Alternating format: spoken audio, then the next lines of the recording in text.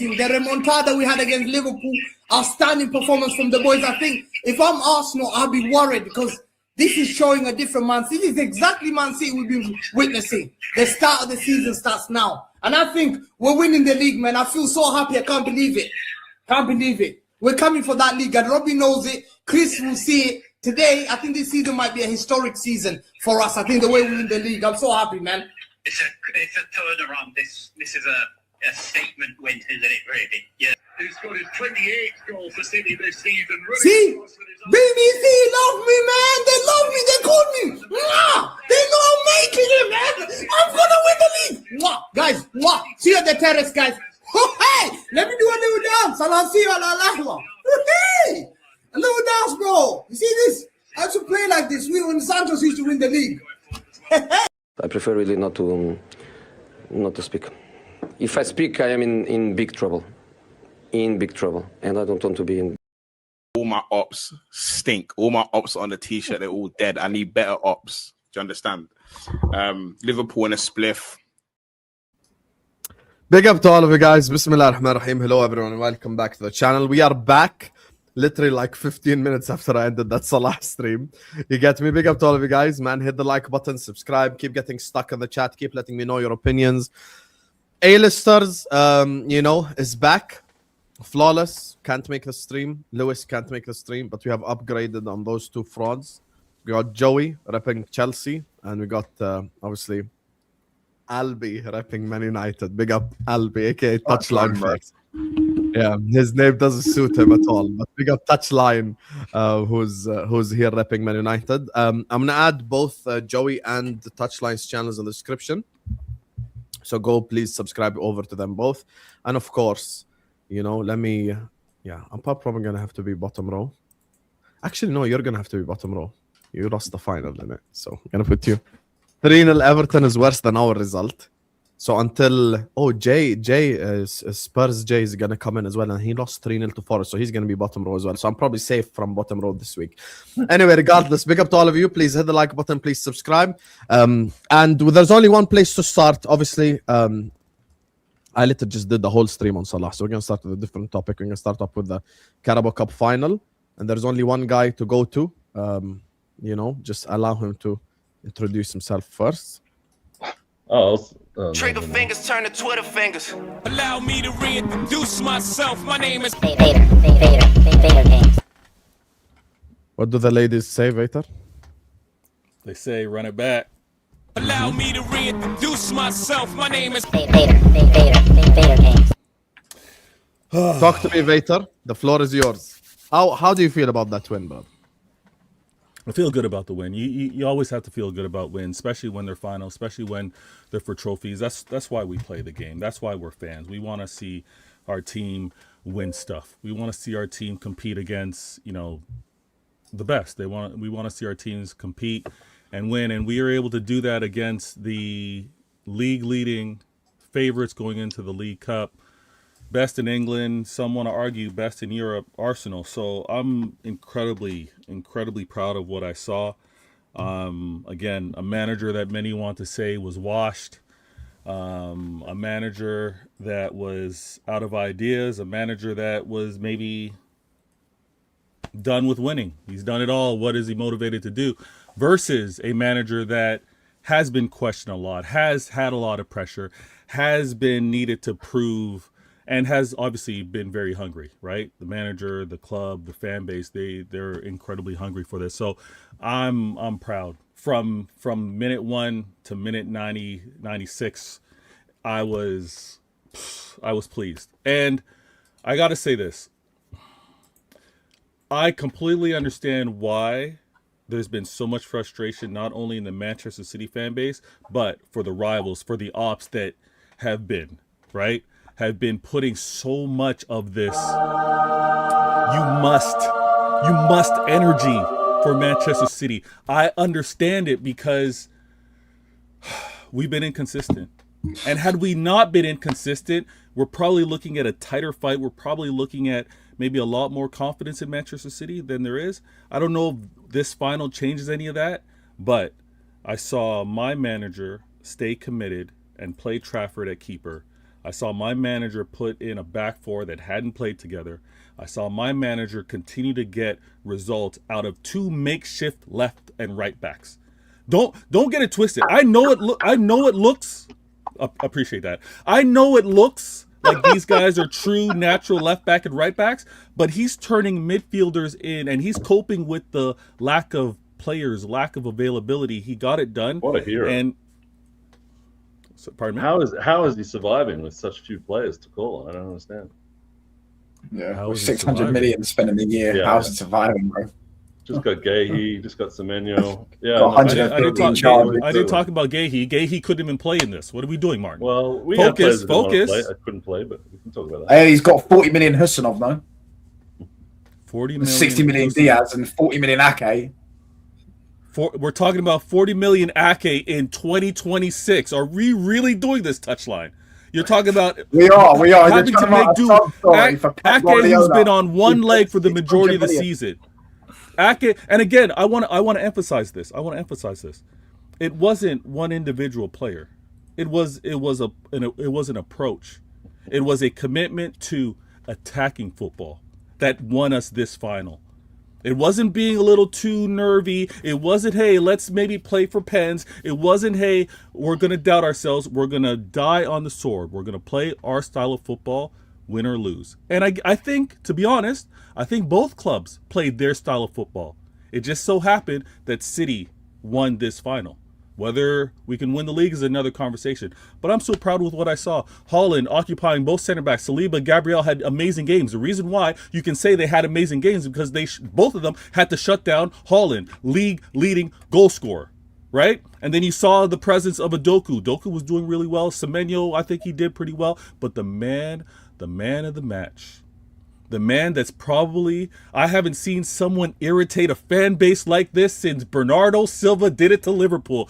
Shirky, what an amazing game. What a great game. Him and his combination play. Him getting my academy player. Hey, Touchline, you'll appreciate this because it seems like Manchester are the ones that are able to win trophies, bringing up academy players consistently. I know it's done at other clubs, but consistently, right? We saw it with Foden. We saw it with Rico Lewis. We're seeing it now. Relax, it's my time. You can have your time when you win trophies, Usab. Relax. We're seeing it now with O'Reilly. Beat Chelsea in a Carabao final, you forgot? He said consistently. Yeah, you know the funny part is, Vader, I promise you if I start naming off the players, none of you would recognize them. Yeah, that's fine. That's No, fine. I remember. We all remember that versus final. Chelsea, When you but won it with like Chelsea. Touchline said, I said consistently with regards to major trophies, bringing up academy players having an impact. Another example, Nico O'Reilly. What a performance! And he scored 2 beautiful goals by being on the front foot, by being in attack mode, not defense mode, which Martin can definitely relate to, but in attack mode. He was able to get to those goals, and he did that against, I believe, I could be wrong, I am wearing glasses, Zubamendi and Starboy trying to be Starman Saka for the second goal. So listen, I absolutely loved trophies, or it's what it's all about. And we'll see what else we can do for the remainder of the season, but hey, we entertained you guys, no doubt. Well, I guess it's my turn. I didn't really get an intro from Hussam. Remember, you've got 115 charges. Oh, yeah, I can't forget about that. That was a beautiful. You tell me that every time. That was a beautiful victory lap, and I think that you guys should be congratulated for winning the trophy. I can't really diminish that at all. I think you guys played better than us on the day, and we didn't really show like we had any options or any kind of desire to go for it. So it was very surprising for me from our side that it wasn't a bit more, at least like throw the kitchen sink at it. But maybe there was an admission that we're just not going to come back in that game. But anyway, I liked a few digs that you threw in there. You said that was attacking City, right? You said that was like the big difference was you guys were attacking. But how come in the stats there's like the goalkeeper had to make no saves? Like there was no shots on target besides Nico O'Reilly's headers. This is why stats ruin the game, bro. Because Well, I remember that second half. The differences in that second half, City. Why? I can't remember Arsenal getting out of their half. City were peppering that second half. He's right. Yeah, until they scored the second goal, then Arsenal started to have the ball a bit more. But for about 15-minute period, when they got those 2 goals, Arsenal couldn't get out of their half. Doesn't matter about shots on target. Keep the ball in their own half. You can't. I was just questioning his narrative. You don't need to jump in now and like back him up. He's already got enough people on his side as is, so we don't need to. Well, no, Martin. Don't get it wrong. They're not on my side. They're on football side. We played attacking football. Yeah, okay, don't do that. We don't need to do that right now, though, do we? Right? Like you guys for like in my opinion, like 55, 60 minutes. Yeah, they're not on my side. They're on the right side of football. But it wasn't an intentional. You're painting this as like something it's not. That's all I'm saying is we all watched the game. We don't have to pick sides. All I'm saying is when we watched it, and I same thing with Touchline, same sentiment as Touchline. When we watched it, it felt like City were just outclassing you for a good portion of the game. And then once you guys, he was trying to say that we're the problem with football because we weren't playing attacking, and really it was just his team being too good, and not letting us have the ball. I don't think you need to turn it into like this big underlying narrative message thing. And I think that cheapens your win a little bit there, Vader. But fortunately for me, I don't have to pretend like I care about the Carabao Cup. I can stay consistent with myself for many years, saying that this cup is a waste of time. And the sooner it gets rid of, the better, as far as I'm concerned. But they don't talk about the squad anymore. There's no chance of that happening. Agree with. Yeah, me either. I can't agree with. I don't think it's as big as the FA Cup or the Champions League of the Premier, but it's a lovely you were just born yesterday, right? I've been watching Arsenal for 35 years, and I've seen my club win it more than you have. I've seen my club win it more than you have. So what's your point? You were in diapers last time you guys won anything. I don't know. We won the League Cup 3 years ago, mate. The League Cup, okay, yeah, but what about like the same competition we're talking about? We're talking about the League Cup, Martin. Why are you trying to change the conversation? He was talking about winning all this stuff that he'd seen, and it's like no, the League Cup is not something. I said it's not. I said the League Cup is not the same as the Premier League or the Champions League or the FA Cup, but I said it's still a very important trophy. It's the first trophy you can win as well. Fourth place trophy that we've got in the league. Actually, it's the least important trophy. If people are honest about it, it doesn't really matter that much, but it gives City a nice boost right when they need it to like come back. Sounds like sour grapes. Sounds like sour grapes. I'm just being honest with you. I can't pretend. I would have had to pretend that I cared about that trophy if we won it. So I don't have to do that now, which is great. Okay, let's not care about the trophy. Care about your team's performance. I can care about that, but I can't do anything about it. We didn't have Eze. We didn't have Odegaard. We didn't have any creativity on that field besides Kai Havertz. Oh, sorry. You should have played the sub-story music for your two left-backs or whatever that you were just making up about Pep. But we didn't have players too, and you're trying to say that Ake is some bum that you didn't pay 40 million for or whatever, right? Like, you're not hardship City over there, right? I didn't say that he was a bum, and I wasn't asking for hardships. But the fact that I spent 40 million, the fact that I spent 40 million on relegation at the time to get Ake, and we're in 2026, it's not the same. Let's not do that. It's different. He's still a good player. I know what you're saying. He's always injured, but he's still a good player.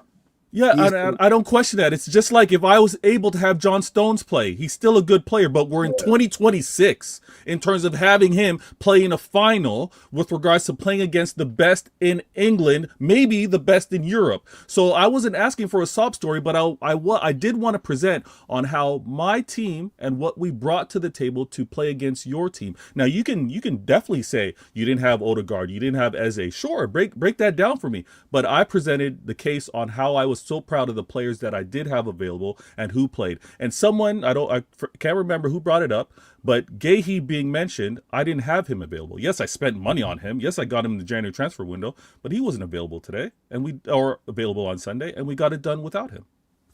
Was that because he was cup tied or was he suspended? No, he was cup tied. Yeah, no, look, end of the day, I can't say anything more. I think City deserved that, and I think it was a really great win for them, which is disgusting to see, and the victory laps just will continue for a while. There's nothing I can really do about it except focus on the next task at hand, which I guess is Bournemouth for us or something. I can't remember on the schedule. Martin, before we start talking about Bournemouth, and I have to apologize. Let me say everybody in the chat, right? I have to apologize. I'm not going to have the same level of heat.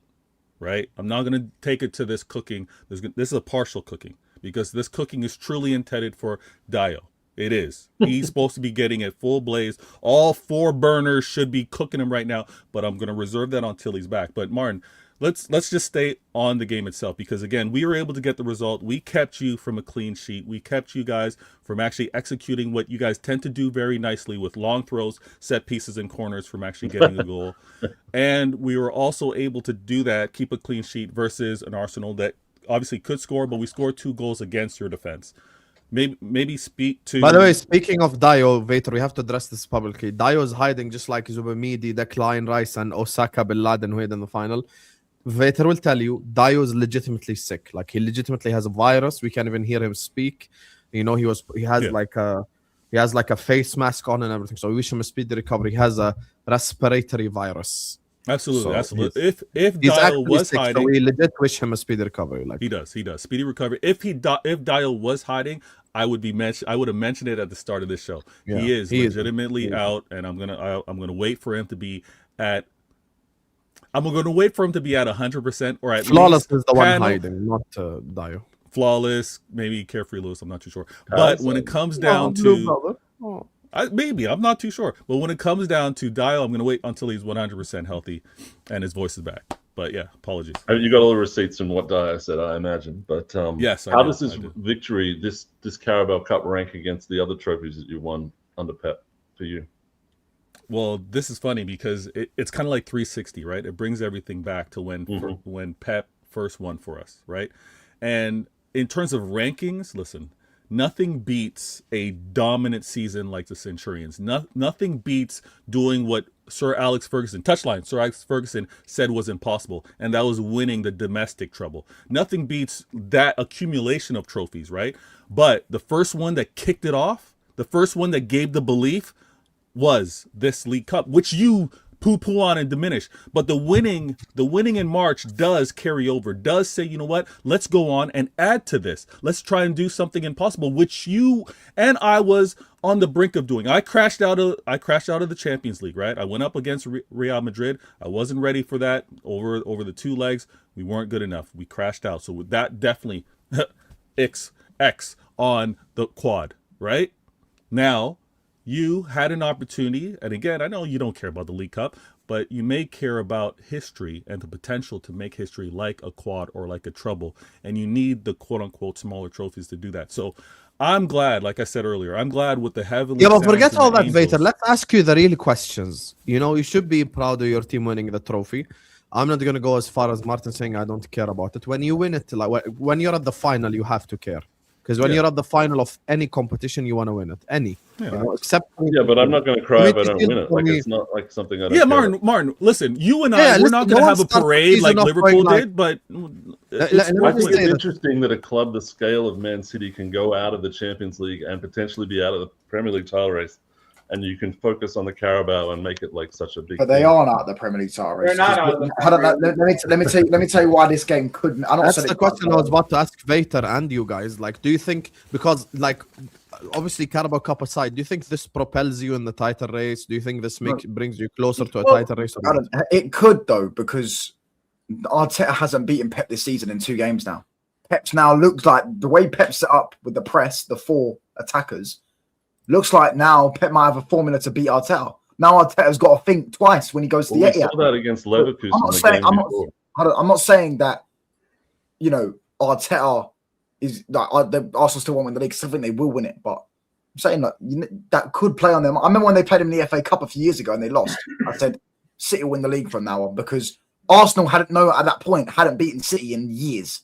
So I'm like, you have to give them a know-how on how that we can beat this team. That was the first time they've beaten us in 7 matches, I think. So it was nice for Pep when they beat you in the FA Cup or the League Cup. Talking about the League Cup.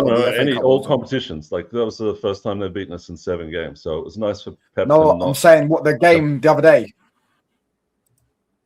Are you breaking up a bit, or maybe it's me? I don't know. But I want to go back to what Vader said there. I think he was talking about how it's a nice 360 circle thing. I think it'd be a great bookend for Pep to finish with a Carabao and say goodbye, and that'll be great because it'll just be a nice like either end. Wait, finish? He still has another year on his contract. What do you mean? I still don't think he's going to be here next year. I was just joking with that. It's all right. I think. Well, forget future conversations in terms of next year. We'll get to that when we get to that. Let's talk about this season's future, short-term future, these next 2 months. Yeah. Who here thinks this affects Arsenal in the outside the touchline? Joey. I didn't say I think of it. I just said it could affect them. I think there is a sense of. I think Arsenal just have to have a sense of like understanding that that game against City at the Etihad could mean everything. like it could be another cup final, like literally. In yeah, that definitely. pressure situation, what do they look like again? Like that's realistically where, because it's like it seems like he overthinks it. Like I just think sometimes these managers who are extremely tactically aware, they overthink these games. I mean, Pep did it against us in the Champions League final. Like I think Arteta overthinks these games a lot of the time. Like I like these big matches. I think he overthinks them. So it's like if that comes to fruition and we see them beat Palace, which should be an expectation after this win, should be, right? Like we should expect them to try to beat Palace, but who knows with their form. But if they beat Palace and then they get that W against against Arsenal, we're talking about a 3-point. Don't they play you guys in there? So it's like I'm sorry. Yeah, their next Premier League game is Chelsea. Yeah, of course. But we're next Prem is Chelsea. But we played FA Cup game versus Liverpool, so I want to see some consistency, some good form. So I got Liverpool, Chelsea, Palace. Or no? Yeah. I like what you said there about overthinking it, and I remember talking to an engineer about this when I mentioned something being over-engineered, and he said there's no such thing. We might say this about managers because if it works out, they're a genius. But at the end of the day, if something they tried doesn't work out, then it's overthinking. I think overthinking is what we want all our managers to do. Fundamentally, we want them not sleeping at night so that they're can think about everything that's going to happen and be the smartest guy there. But I mean, Pep is one of the best manager ever, and he's always accused of overthinking. So it's just come to the territory. And it's come back to haunt him in games. Not playing a DM. That comes to the territory, If you're gonna try crazy stuff and you be unpredictable, half the time it'll work, half the time it won't. I wanted Pep to come up with some crazy experiment against us in the final, no DMs, 7 strikers, just something crazy. But against Arsenal, he does normal stuff. He doesn't. All he did was swap Trafford out, and that worked for him. But it looked crazy for Arteta because same decision, backup keeper, but one makes a mistake, the other Martin, doesn't. do you think people have scapegoated Kepa? I haven't actually seen. I've tried to stay away from the main information sources since the game, but I don't know. Is everyone blaming him? Because I blame the rest of the team to really make it. The guys were telling people online. Elaborate on that? Can you elaborate on that? What do you mean you blame the rest of the team? I would like to understand what you mean by that. We weren't doing the basic stuff properly in that start of that second half. The way that City was pressing us was stopping us reaching our midfield. So we were going long, and then the ball was coming back at us, and we didn't break that cycle. I don't blame Kepa for that because we were under sustained pressure for 20 minutes there, I'd say. And then the fact that the attackers couldn't link the ball, couldn't hold the ball, couldn't do anything with the ball. Long ball is something you have to do sometimes. But it doesn't work if the strikers aren't holding onto it up there. It just comes back faster and faster, and that gave City so much confidence to just do their little kicky uppies and feel like they were playing with their food because we just couldn't put a couple of passes together. Now, Odegaard or Eze might have made a difference. It felt like Havertz was extremely isolated and he just kept on losing his duels. No matter what happened, he just left. They kept trying to do a little big man, small man. I'll do a flick on for you, and then we'll be. But it's not. If it doesn't come off, it looks stupid, and then you do that 10 times and you don't touch the ball for half an hour. So I would have liked to see him bring Dalman on. Honestly, I think that he was the kind of player that we needed to bring the ball down and beat the man and take possession back again, basically, and get City on the back foot. So if we took our chances in the first half, could have been a very different game, and everyone will say that about the game. But we made a few good opportunities that we should have made much more of, and we didn't. And fair play to Trafford. And then when City, I think O'Reilly deserves the most credit. He's a big kid. He's bigger than most of the guys on the field, and he's just a kid. And the way he's doing his late runs, we saw it with Declan Rice. I saw it with Granit Xhaka or Marino or whatever. These things are how you get scored on because no one's keeping an eye on that guy. So, end of the day, outplayed and outthought. And it's a good wake-up call for that team. The reason why I make this whole scapegoating claim is something that I've been thinking about. Let's say, obviously, as Martin just said, the Arsenal players just took their chances. Or let's say, Arteta made the right substitutions. I feel like we're minimizing it to just Kepa made a mistake. Yeah, but what about the rest of the game? Because a mistake can happen. They could have had Raya in it and he could have made a mistake. I mean, Raya has made mistakes this season. There's no need for us to speculate. Like, he's literally made mistakes this season.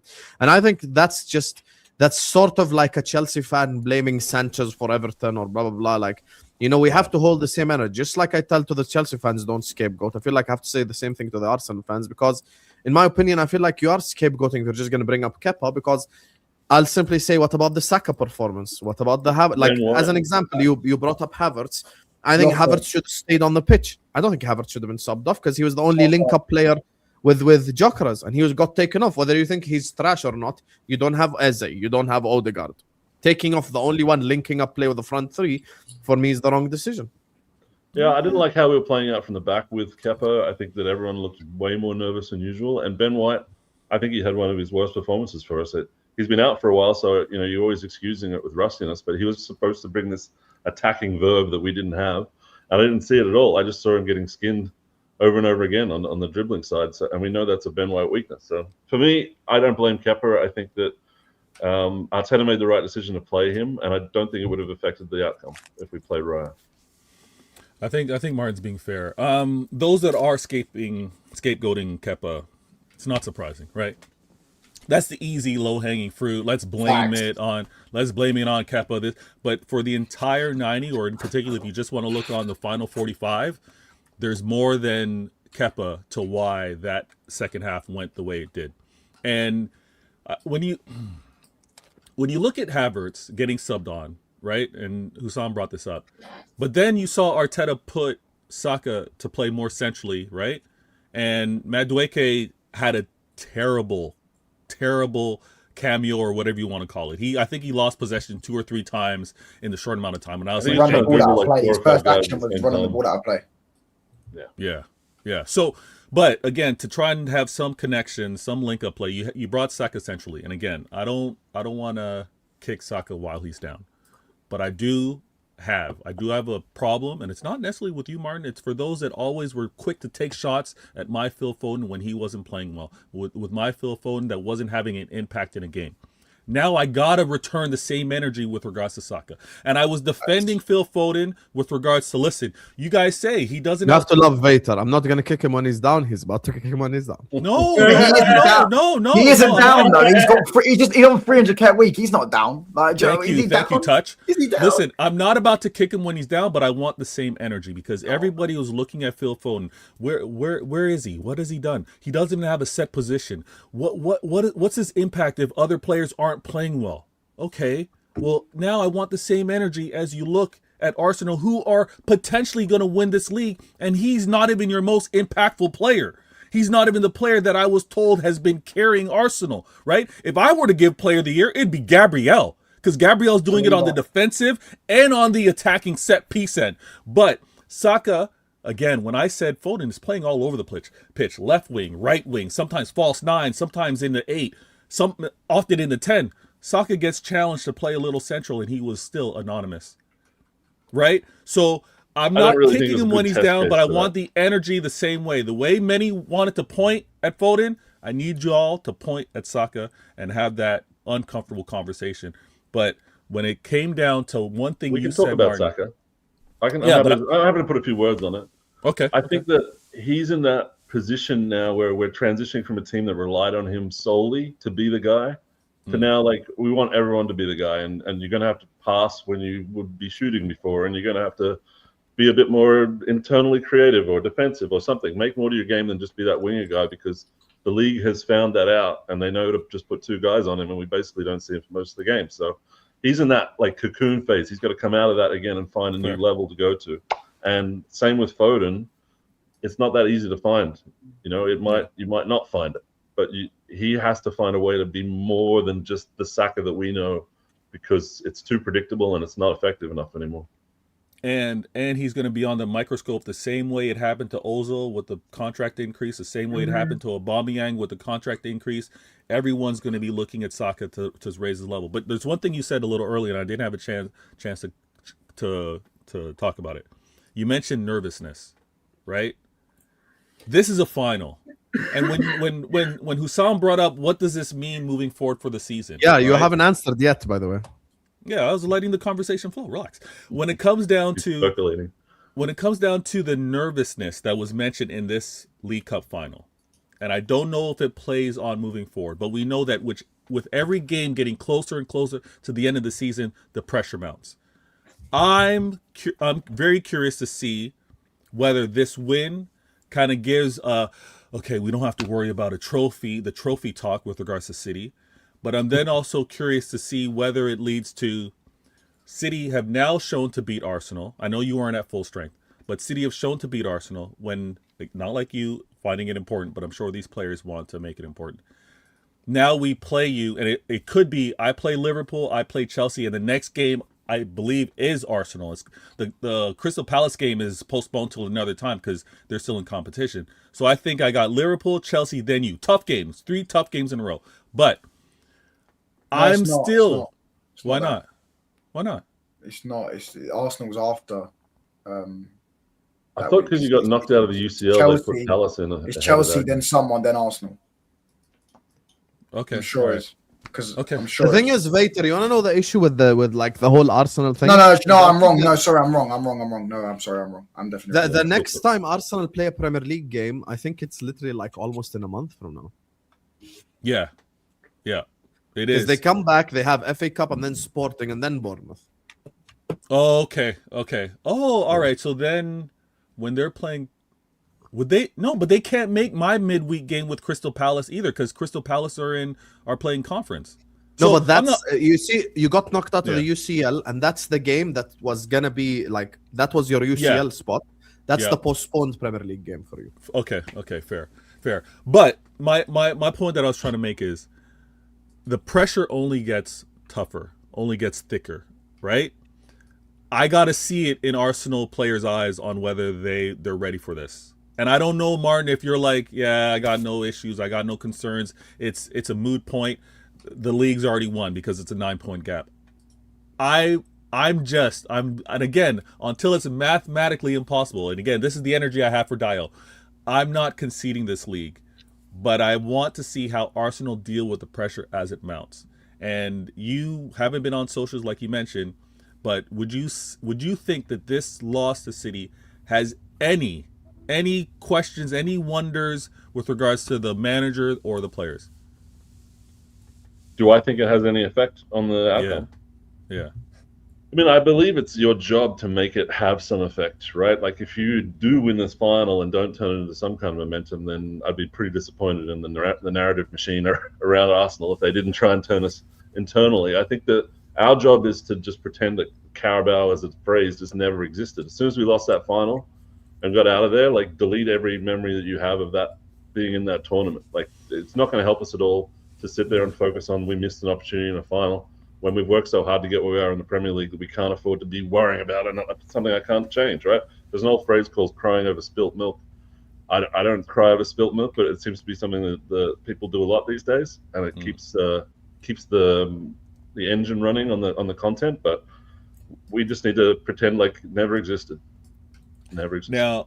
Now, how you saw City approach you guys, and I don't know if Touch or Joey wants to chime in on this one, but how you saw us choose to defend or not defend or press or whatever. Yeah. Could teams take a page out of that and make life difficult for you, or you're like, nah, that's because Kepa was in net, I'm not even concerned? What do you guys think? It's funny you say that because we saw Leverkusen play this way, and I hadn't seen anyone do it, where it's like this 4-man high block where they're sitting in the middle of our half going like try and get the ball through us, and Pep, he seems to always come up with something when he plays against. Remember when you had KDB and Haaland, and he was like, yeah, we're going to be long ball City today and we're going to kick it to him and he's going to knock it off. He's always got some like, I'm going to do something. And the scapegoat at that time was Tomiyasu on that day, right? Arsenal fans were trying to scapegoat him, I believe, but I'm not a scapegoater, but they do like a few players. But it's something that if it's successful, other teams are going to do it to everyone. They're going to do it to you. They're going to if you're going to try and break up a press, and that's a good time to break up a press when we've got Kepa and Ben White. So Saliba and Gabriel are our 2 stalwarts, and there's not a lot of passing structure there that we have. Other teams have better passing out from the back, and maybe they can get around it better. But that's where you need to have your 10 helping your DMs turn it into something you can create pressure, possession past those front 4 players, because. Yeah, it's going to be a nightmare. But we had this before where people used to play a mid block against us, and it was very effective. And then we found a way around that. So it's kind of like an arms race. we've got to come up with answers for the questions that these teams are going to Did throw you at us. see the news? Apparently, Eze's out for a month. I don't know how true that is, but yeah, I think Odegaard might be back at the end of the international break too. So, hopefully we don't have any excuses, because this is just about closing the deal here. Big up, Jay. Big up, Jay. How we Only doing? 39 minutes late. Shout out to you. Well, first of all, good evening, everybody. Much love, Joey. Love. I had to get my hair sorted. I saw myself on another stream, and I was starting to look like Cousin It.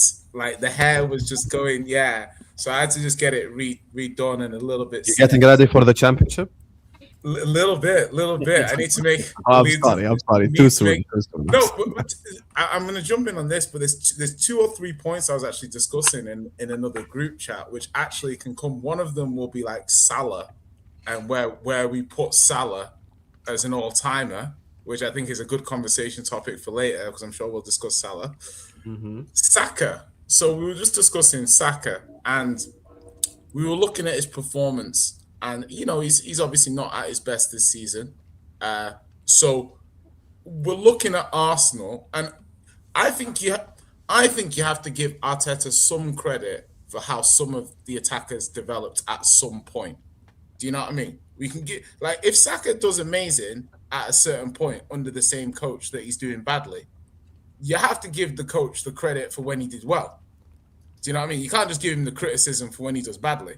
So I'm looking at this performance from Arsenal this game, right? And it reminded me of the Liverpool game, yeah? Where it's like they came into the game and they weren't willing to do what it potentially took to win the game. They were happy to see how the game went. Do you know what I mean? Like, they'll keep it tight, or maybe we score a set piece, and that's how we're going to win this game. Like, as in, if we create something great, but we're not going to go out of our way to create something, I think you can make an argument City set up in a certain way, but I think as the game went on, as City grew into the game, I feel Arsenal was scared. They didn't want to lose the game, and by doing that, they lost the game. Same thing that they did against Liverpool. They didn't want to lose the game, but by doing that, they lost the game with the screamer from Szoboszlai. But I don't know. Like, I think it's just one game. It's probably the lowest priority of Arsenal's season. But I mean, what can you read into this game when Arsenal inevitably play a PSG or a Bayern? Like what? Oh, good question. Because they won't play either of those teams. Are you going out of the Champions League before then? What do you mean? I'm confused. They've got Barca. They've got Barca. Obviously, Atletico. You don't think they're getting past Barca or Atletico? I'll be honest. Are they getting past Sporting? Hold on. I'm just imagining. Stop it, Vater. Of course they're getting past Sporting. I'm just imagining that. The classic Hussam. Of course they're getting past Sporting. Yeah, because because I'm not. Listen, Vater, if you say Barcelona will beat them, I'll hear it. But don't say Sporting will beat them. That anything had happened. You remember, even as bad as we were, even I said we'll beat Galatasaray. Like, there's certain levels that we're not gonna drop below. Like, oh wow, Sporting are gonna knock them out. Can we stop that? Like, obviously they're not. Just ask the question. But didn't they get knocked out by Sporting recently or lose to? I can't remember. Yeah, City lost 5-1 to Sporting. Yeah. 4-1. Yeah, we lost a game versus Sporting. Did you guys recently get knocked out of a competition to Sporting, Martin? I don't know, like 4 or 5 years ago. I've deleted recently, like 6 years ago, mate. No, it was like Arteta. It was like 3 years ago. It was 3 years ago. Thank you, Touch. It was 3 years ago. Yeah, that was like Arteta's third season, mate. Yeah. I mean, like if they play Barcelona, tomato. Would Barcelona be solid enough? Like we saw Barca go out to Inter last year. Do you know what I mean? I think Arsenal is capable of knocking them out in a similar way if they play. I just other than set pieces, I just think with how Arsenal are, and they look a bit tired at the minute. I think they'll score a few goals from set pieces, and they look a bit tired already. And we're in March. They do look. I just imagine Lamine Yamal up against Calafiori, and yeah, it's just like. I'll be honest. I'll be honest. I can't stand Barcelona. Yeah. I think the football gods could finally reward us with a Barca PSG or a Barca Bayern final. I need PSG to make, like, out of all the other teams, I feel like Bayern are very capable on their day. But I know Bayern, I know Kane. I know in that final, Kane might go missing. Might help Arsenal get that Champions League. He definitely will, pal. He definitely will. Kane, as he doesn't play for Spurs, like there's like, I know PSG will turn up. Yeah, like, I'm not sure what Bayern might do a nonsense in a final, like with set players in their starting lineup. Yeah, I know PSG to just bring me PSG if Arsenal make it to the final, and I know PSG can deal with them. Yeah, because they got too much quality for Arsenal to do their nonsense. Like, do you know what I mean? Like they'll score Hey, their if people goals. want to think all we are is corners and set pieces, like go for your life. There's nothing else to defend in the game. That's fine. It's not that that's all you are, but when you play a team like PSG, you're gonna have to be elite defensively, and I know these guys will turn up for the final. Do you know what I mean? I know they've got Hakimi, Nuno Mendes. These players are just like, the one thing about PSG is they got shooters. They got, like, when they're under pressure, they've got shooters. They've like, got Hakimi, players, yeah. Nuno, Vitinha, Fabio, every single one of their players, yeah, at a certain point in the last year plus, has scored a screamer when their team needed it. Every single one of these players, yeah, like Vitinha, Fabian Ruiz, Barcola, Kvara, Dembele, Hakimi, Nuno Mendes, even Lee Kang-in. Yeah, Lee Kang-in will come off the bench and score a screamer against Spurs to help them. Like that's what I'm saying. But how are they only leading their league by 1 point? Like, what's going on with PSG? They can look good against the best teams in the world, and they can't beat, But they're just saving their energy. You lot look a bit. I'm not trying to take the piece. You lot do look a bit gassed out. They rest a lot of their players very frequently. Like, it's been like that all season with them. Like, they literally have been resting players all season. Dembele's been injured a bunch of the season. They've had a bunch of injuries too. They dealt with the everybody else. They just won't play their players, bro. They won't rush nobody back. And because in the end they know that they've had a lot of games as well. No one is of that quality of them, so they're just going to go. I'm more afraid of. And they have the luxury of doing that because of the league they play. Exactly. But do you want to know one thing? I think I hadn't thought about it until Joey just started saying that, and it made me think. You know what? Yeah, Enrique is an experienced guy. It wouldn't surprise me if he's trying to make PSG peak at the right time. That's what I think it is. He's putting the team together just for them to everyone to just peak right at the end of the season. Like, you just want everyone to be in form, everyone to just be ready. Pep Guardiola used to do that. Yeah, that's what I'm saying. That's what I think he's doing that. I think the other thing is as well with what Joey's saying about PSG is that there's another reason as well, and I think Fabrizio, or one of the French journalists, tweeted it out like 3 months ago almost, and he was like, the problem is the fact that PSG have played so many games this season. PSG football have played so many games. If you like count it, someone said like since the Club World Cup how many games they've played, and it's like an insane amount. So that could be one of the reasons. Us before our tie, we were the two. Us and PSG, Chelsea and PSG were the two teams that played the most games in football. Yeah, and the thing is with them as well, PSG, the season before they won the Champions League, they did domestic treble as well, so they still played loads again and got to a Champions League semi as well, so they still played those games the season before that as well. But I think one great thing about PSG and what they're doing, and obviously Bayern as well. Bayern will be like, me personally. I was going into the season early in the season. I thought Bayern's the best team. I was watching it. I thought, but then I'm like, they lost to Arsenal. I think we'll see what Musiala and Davies can add to the team. Company's obviously showing he's a very... And Diaz didn't play in that game. Diaz didn't play in that game. That's a big X factor too. That Barcelona, that PSG, Bayern, if they get there, like, that looks big. But like, Arsenal have got a very good chance of winning the Champions League. They've got they're on the nice side of the draw.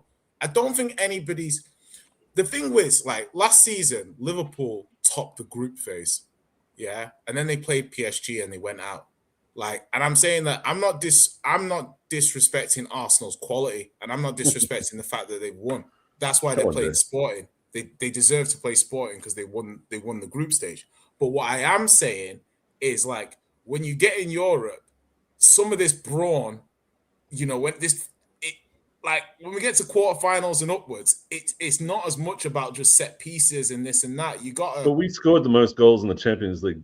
Yeah, but what I'm saying is the group stage is slightly different to the knockout stage. Okay, obviously, but you're calling us brawn, but we do have a lot of attacking talent when we play it properly. But my thing is that will you be willing to showcase your attacking talent and what comes from trying to attack, being countered, or are you going to go and play a 50-50 game? So you guys describe us like we're a bunch of knuckle-dragging cavemen that don't actually kick the ball. We just head it from one side to the other. No, but Martin, if you would say yourself that your X factor is your set pieces, would you not? No. The X factor is the team structure, the way we are out of possession. The scoring goals from corners is a nice way of breaking down a low block if someone's going to do that against you. But I see more people hating on corners than I see people hating on low blocks, which is ridiculous to me. If you want a team to just sit in, to be honest, I actually agree with Martin. I actually think their biggest strength is actually their the way that they defend as a unit. I agree. I would say that is their X factor. But Hassam, on that though, players like Lamine Yamal, it doesn't matter what defensive structure you put in front of him, he could destroy that. Individual brilliance can always break. Didn't they lose to Atletico 4-0 this season? Yeah, maybe. Yeah, but that pitch is a bit wonky. You know what I mean? And then the second leg, Lamine Yamal absolutely tore Atletico apart. Literally tore them apart. But they still lost the second leg. Well, they still lost overall. Yeah, but the thing was that was because the defense passed the ball to Lookman and all that in the first 5 minutes. Do you think we're underappreciating that? I mean, I think the thing is it? Would you not say it's difficult for rivals to potentially appreciate Arsenal in this very moment off the back of the game at the weekend? So it's a bit like not just rivals. I would agree with you. I agree with you that we don't have any of these star players that you can hang your hat on and you can sort of look forward to in these games. Oh, that Aubameyang's going to destroy him on his own or something like that. We don't have that anymore. We have this weird group of semi-capable attackers that when they all play well together, we're a really good attacking team. But when it's not all going well, then they all look like bums individually and collectively. So I can understand that you would not respect us from an attacking standpoint because we've got no one that really instills fear in the opposition. See, I respect Arsenal, but what I want is sometimes I want the Arsenal fans to just be honest. Do you know? I want us to be honest. Let's have a fair, authentic conversation. Because I'm saying it's fair to say in certain games, Arsenal will utilize a set piece to break the deadlock. That will then open the game up, and then they're going to have a different kind of game if they don't score the set piece. Now, obviously, no one's saying that you can't score set pieces. I'm just saying, in these games where you don't score a set piece, maybe you don't open the games up. Do you see what I mean? So I'm just that's, to me, a fair appraisal of Arsenal. Yeah. But don't you think you're just reverse engineering the data to make you the point that you want there? Because we have so many ways of attacking. Potentially. It's quite often the set give me 15 minutes and I could prove that pigeons are racist. Do you know what I mean? Well, I respect you, Jay. You're a very smart guy. And whenever you say something, it's always laced with these very subtle... it's like Vader. I appreciate the same. He's on to me. But what I want to say is that we have so many ways of attacking. The most effective or the fastest is just the set piece. If that goes in first, everything else is fine. But there's other ways to score. It's just that happens to be most likely the fastest way to score against teams which are really good at defending against us. I think that I can't fault the attack for the amount of effort they put in. I don't think there's anything wrong with the strategies. I don't think anyone's got a handbrake. I don't think anyone's saying, don't go out there and attack. I want you to sit and be defensive. If you've got a goal lead, I want you to sit. None of that stuff's happening. It's all game state, and it's all the opposition forcing us into places that we don't want to be, I think. So I want to destroy some of those narratives, but I understand they're fun. So we'll just go along with Arsenal's brawn, big bullies are going to show up in Europe, and we're going to get ticky-tacked around by PSG and Barcelona. That word really annoyed you, eh? I could tell. Four times already. I like it these days. He hated that brawn word. I'm like, okay. Well, I'm not used to an Arsenal It's like team. moist. It just like people don't like the word moist. I don't know why. It's okay. That sounds horrible. See? Anyway, I've talked too much. So misery loves company. Well, Let me that's ask you a the good thing, question, is everyone Jay. else is miserable. no one's swinging from the I just want to rafters. ask Jay one question, then we're going to move on. Do you think Sure. this will affect the league in any way, shape, or form? I mean, it depends how long Odegaard's out for, or how long it's going to take him to be back up match fit. Eze's out for a little while, right? They're supposed to be both out for another couple of weeks. I don't know. I've just heard Eze's might be 4 or 6 weeks, but This, I mean, I do think Arsenal are the best. I do think Arsenal are the best team, and I can't see them bottling it from here. Or However, fact, at end of April. do you know what I mean? However, they still have a lot of games to play. Yeah. They've got a lot of games to play, and the players, some of them are starting to look maybe a tiny bit leggy. You know, another month playing Champions. I don't know. I just think they're going to stumble over the line. I don't think it changes it, but it might make it this league closer. Like I just can't see them bottling it and it would be a bottle. I just can't see them bottling it from there.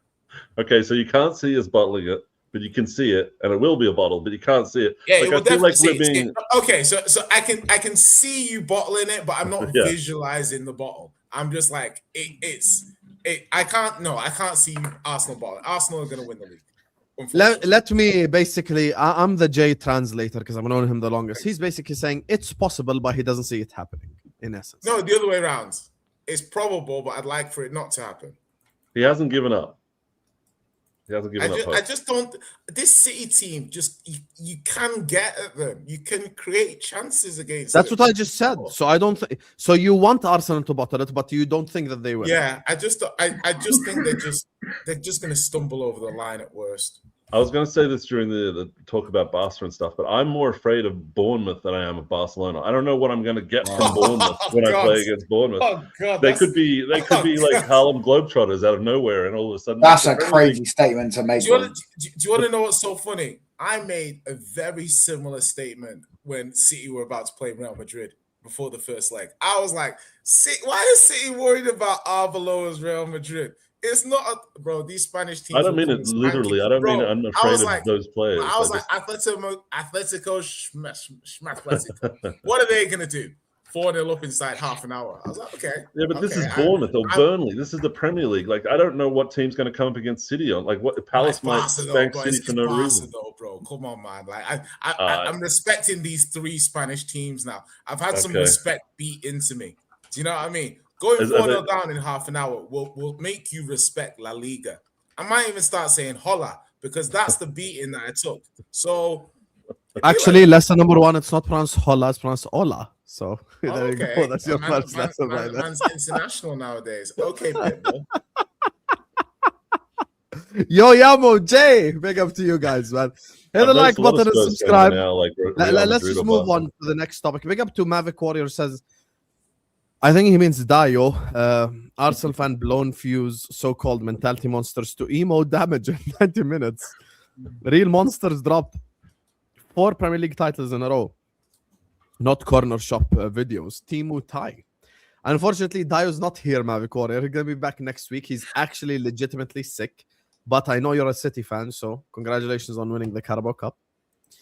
Big up to Denisha says, I saw that Salah is leaving. What Salah did versus British media, he deserves a lot. He worked hard to get this level. Big up to him. Yes, definitely. And thank you so much, Denishan, one of the few respectful Chelsea fans during this whole Salah thing. You know, never forget what Lewis was attempting to do earlier on the stream. But we'll get to that when on some other day when I'm going to absolutely fry that Carefree Lewis fraud. Anyway. Big up to Cal Downs who says, Mo leaving on a free worth 20 to 40 million minimum and the club bitched about paying 30 million for Gehi's awful business and shows deep-rooted issues. Well, can I just actually ask, before you go on this, can I just ask, like, what is the Liverpool? I don't know if there's any Liverpool fans in the chat. If you're in the chat, please there is contribute to the answer here that I'm looking for. Is that I remember it wasn't even that long ago. You know, my memory, I've had, you know, but my memory remembers Trent. It wasn't that long ago. Liverpool fans, I think, were too harsh and went over the top, but they positioned it in several ways, which I think actually are triggered by Salah's exit here. Identical, because Liverpool should get a transfer fee. Spurs got a transfer fee for Son. We got a transfer fee. Why are Liverpool not getting a transfer fee? So Salah's getting a free transfer, but he also got to eat a big signing on bonus and nice wages for 1 year. But Liverpool don't get a transfer fee. But he's getting a nice send-off.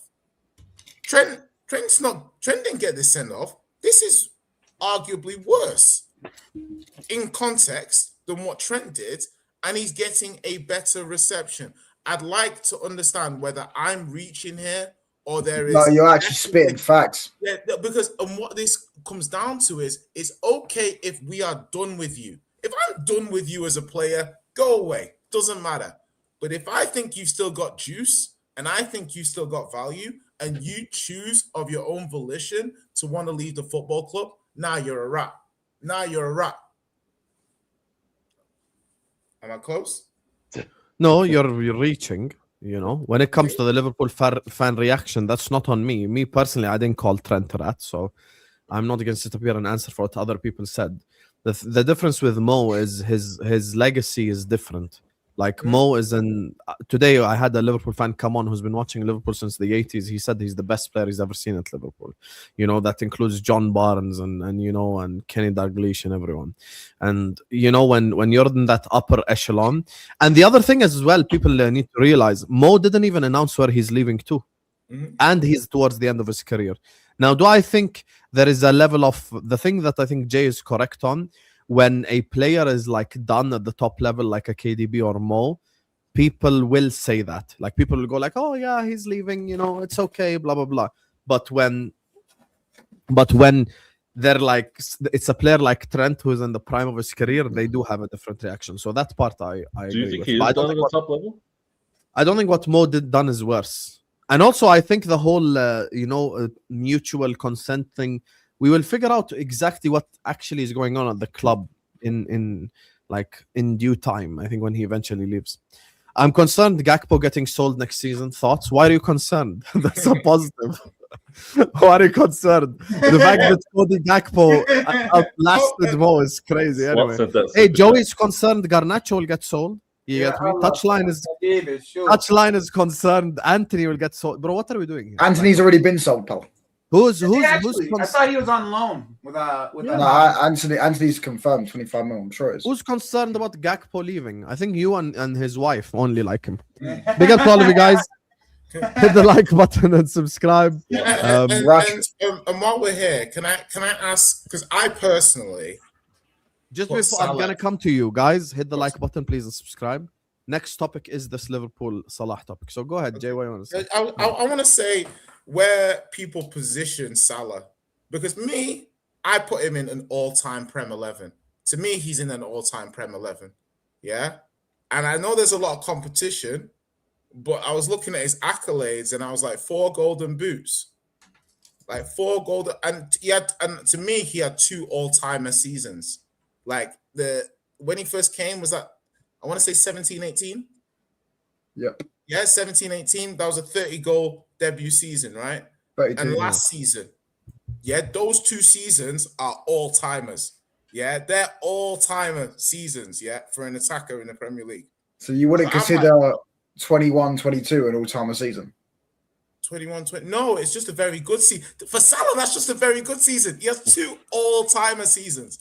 2 seasons. I think Jay just indirectly answered this question. The fact for you 21-22 is a regular season for Mo shows you how high because he stats wise he was good, and at the start of the season he was good, but second half of the season, I remember it when he was playing. They said after AFCON like he's fallen off. After AFCON, my top 3 Premier League players of all time, in no order. Ronaldo is going to be there now. Henry, Rooney, and Mo. So you have Salah above Ronaldo. Yeah. Well, based off what? Because your whole Ballon d'Or argument is null and void then, because Ronaldo got longevity realistically would be the answer there. Longevity of Salah. Because I think Ronaldo, like in an all-time rank, Ronaldo is second behind Messi. Yeah, but Salah's... But hold on, Hassam, I've heard you say this season Ronaldo over Salah. What's Salah done to clips Ronaldo. I genuinely. No, but I'm talking to Sam. I'm talking to Sam though. Sam said this season. I think if you put Ronaldo above Mo, I wouldn't be mad at it at all. Yeah. I personally, for me, I think I would give it Salah over Ronaldo. If you look at I'll be honest. In the Premier League, right?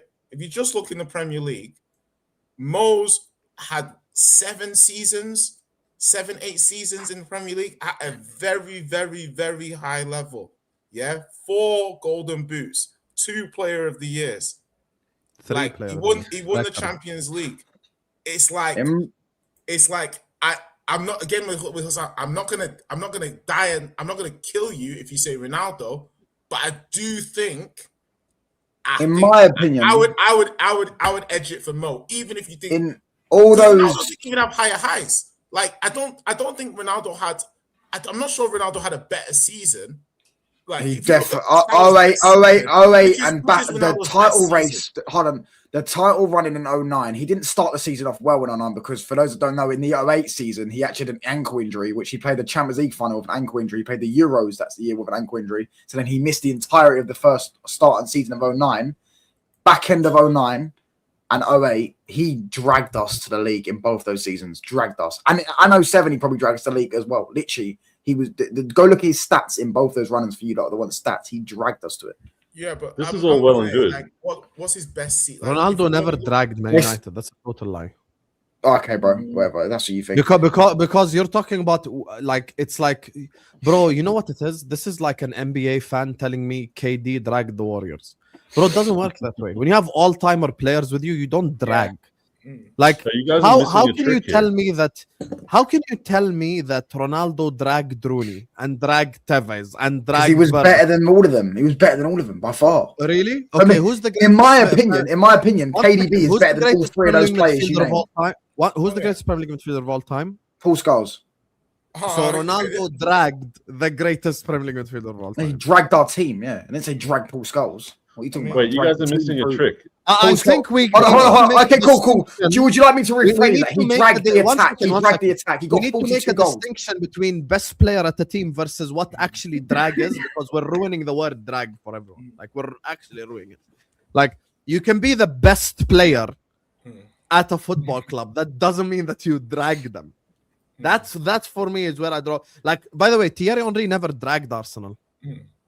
Because you had Patrick Vieira, you had Sol Campbell, you had Tony Adams, you had Robert Perez, you had Freddie Ljungberg, you had Dennis Bergkamp. Who are you dragging, Habibi? Yeah. You're telling me Henry dragged Vieira? How many years was Ronaldo at United? 7 actually, because he came back to the Premier League afterwards. So you can count that because he got to the 100 club. But you know those 3 names that Hassan mentioned: Henry, Salah, and Rooney. Right, that's your top 3. For me, in my opinion, KDB is better than all 3 of them. I mean, KDB and KDB ain't even in my top 5. KDB ain't even in my top 5 Premier League players. Anyone who knows me knows Kevin De Bruyne is you put to me, KDB above Henry. So he's only been watching Premier League for like 10 years. Don't get me starting on Henry, bro, because we will do a whole hour on that fraud's career. That guy is you really want to get pissed off? I'll piss you off. You know something, bro? Go mad. I got a question. One second. Pause. Joey. Drogba's better than Henry, brother. I said that. 12 goals in 5 to 0. But Touchline, you know something? I'm never gonna hit you with that line again, bro. Because I used to hit you with the line.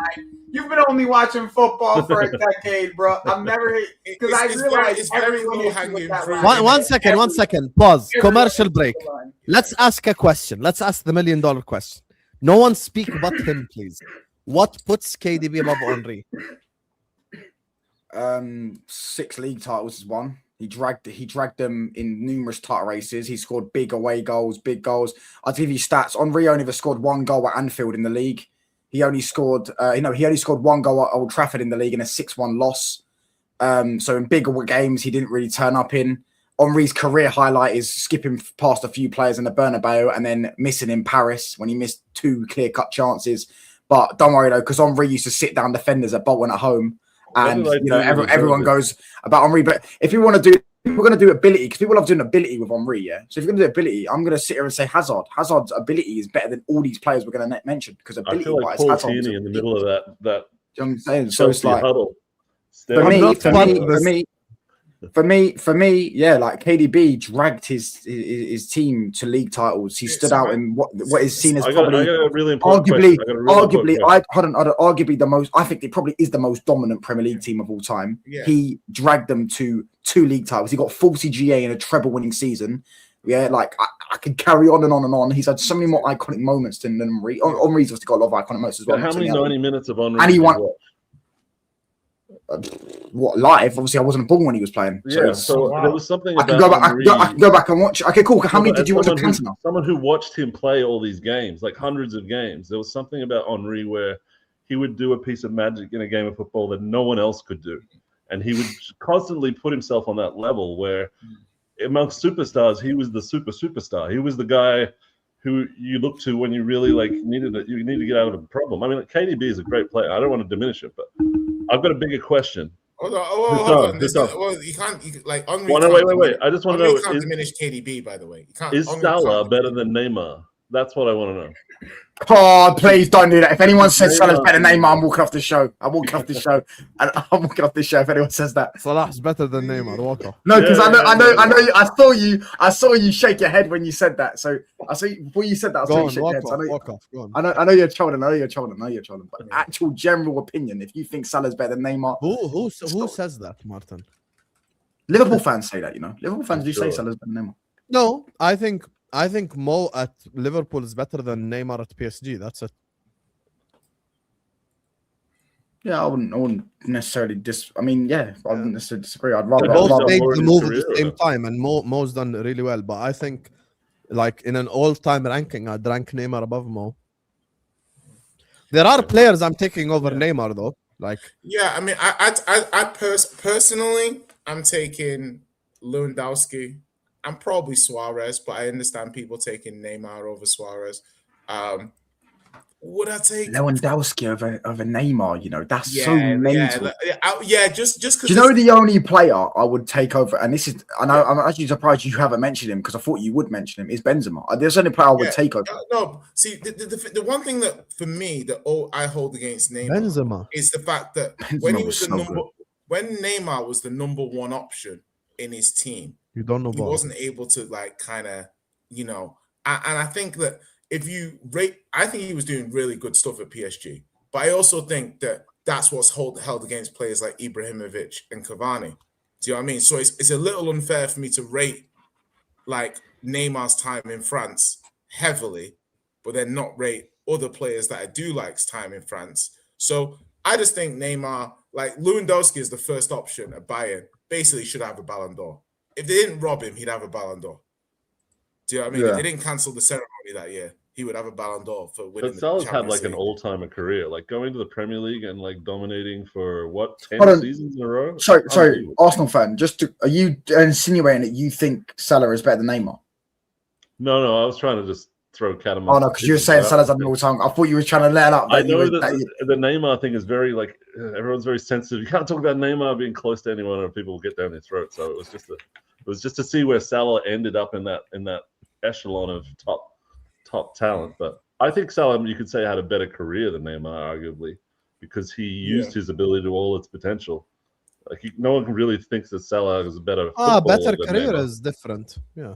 Yeah. I think if you look at what Neymar did, I feel like he wanted to be the first option on the team per se. Do you know what I mean? He wanted to, and he was close with PSG a couple of times, but I think he's never won a major title with Brazil. He didn't win the Champions League with PSG. I think that shouldn't impact how we see him as a player. Can I just say though, his legacy? Can I just say, I didn't realize. Right? I agree because the one he didn't play in, they actually won the Copa America, innit? Yeah, I didn't realize that's so. But I didn't realize when I was doing it with CB. I didn't realize that the squad he actually came into was terrible, bro. You couldn't name the players other than the defenders. They were the only things he had was defensively. And bearing in mind, by the way, I remember when I was a kid watching 2014 World Cup. Here's where you lose the argument. Name outside Alexis Sanchez and Vidal. Name 2 good Chilean players or one. Is it? Vargas, the striker. No, I hear that. No, I hear that, and I remember he got sent off. Jay, don't just be edgy for the sake of it. Don't just be edgy. Yeah, he's played for QPR, innit? Yeah, don't just be edgy for the sake of it. Man said Vargas, the striker. Vargas. Oh, Anyway. yeah, Vargas. I'm sorry. Vargas wasn't good, bro. Like, he wasn't. How can you forget about Jean Bossajur, bro? Come on. How can we not mention Gary Medel? Marcelo Salas? Gary Medel wasn't good either. 40 years ago, man. Hold on. I hear what you're saying. Good either, though. But like for me, yeah, it's like he got sent off in that game again. I remember Chile's 2015 semi-final at Copa America. But the World Cup 2014, him and Messi were the two best players in the tournament. And then someone broke his back in the last minute, or tried to break his back in the last minute. And ultimately, he could have potentially have won the World Cup that year, because that Germany game is a completely that argument game. would hold water if they didn't lose 7-1, mate. No, but do you know what? Do you know what I think is a bit different? That because Germany would have changed their entire game plan just to stop Neymar if he was on that pitch. I understand, but the result is so bad that it's impossible for one player to change. I hear that, but like you know, to change that result, let me tell you what you need to do to change that result. Don't just bring Neymar. Bring back Gilberto Silva. Bring back Rivaldo. Bring back like 5. I don't like doing players. That. And I'm a Brazil fan. I don't like doing that. We got our asses kicked that year, bro. Yeah. We got our asses kicked that year, plain and simple. You lose 7-1. Ain't no one player changing the game, bro. The valid point that you did have was that team was irrelevant around outside of Neymar and what was in the back line. It was irrelevant. Yeah. There's nobody else in that team was relevant in that team. Like nobody. Yeah, we remember Fred. Yeah. Yeah. Yeah, that's it. Like he said the name. That's why I don't really get onto Neymar for not winning a World Cup at all. But Copa America once every 2 years. Like, come on, Chile won it. Come on. Yeah, but it's not. Uruguay won it with Suarez. It's still not an easy tournament, though. Yeah. It's not an easy tournament to win like that. No, but it's like I think Copa America is easier to win than like a Euro or an AFCON or stuff like this. You have way less. Like you actually have low key. If you think about it, you actually have way less competition. If you think about AFCON. Most I wouldn't say Africa. 99% of Copa Americas, for the most part, is usually Brazil, Argentina. Let's be honest. That's a lie. Uruguay have won the second most. They've won the second most trophies. That's what I'm talking about. First of all, Touchline, stop saying Wikipedia facts, okay? Stop trying to be Hamza from Wish. No one cares that Uruguay won 15 Copa Americas, of which 10 of them was in the 1930s. That's not what they're bringing up. That same energy for Liverpool's league titles. You are mentioning Neymar, so I'm talking about during Neymar's career, Yahi. Have some shame. So Chile winning twice is actually an underdog winning it. Uruguay winning is actually an underdog winning it. You know? That's why. But the one thing I don't like, the conversation I don't like here is like, why can't an underdog just win it though? Like, why is that a problem? Yeah, Chile won it twice. Hold on, I'm going twice. No one is saying an underdog can't win. No one is saying okay, Joey, you're a basketball fan. Do people not use the Mavericks winning against LeBron? Of course. Yeah, but an underdog can win it. See? So it's not about us undermining what the underdog does. It's about us holding like these players that we put on this echelon to that level. That's it. Like if I'm gonna say Neymar is like, no one is gonna go above him and he's elite and he's unbelievable and blah blah blah, then you've got to hold him to that standard, and that standard does not get I don't like the downplaying of the Copa America competition. I just don't like it. I haven't downplayed it. I just think it's easier to win than AFCON. I don't. And the Euros as well. I love how all Euros, Euros, you can have that, but AFCON, I don't think it's easier to win. AFCON, because the levels of the team are too close to each other. You always have the thing with AFCON is you have about 6-7 teams that are relatively close level. I think Brazil and Argentina were almost. I'm sorry, but wasn't Chile at home for that tournament? One of them they were, the other they weren't. That's what I was thinking. I think they. I like how because they won 2 back to back, and people go on an existential Brazil run for like. I'm pretty sure 20-minute conversation for one of those tournaments. One of them they were, yeah, but not both.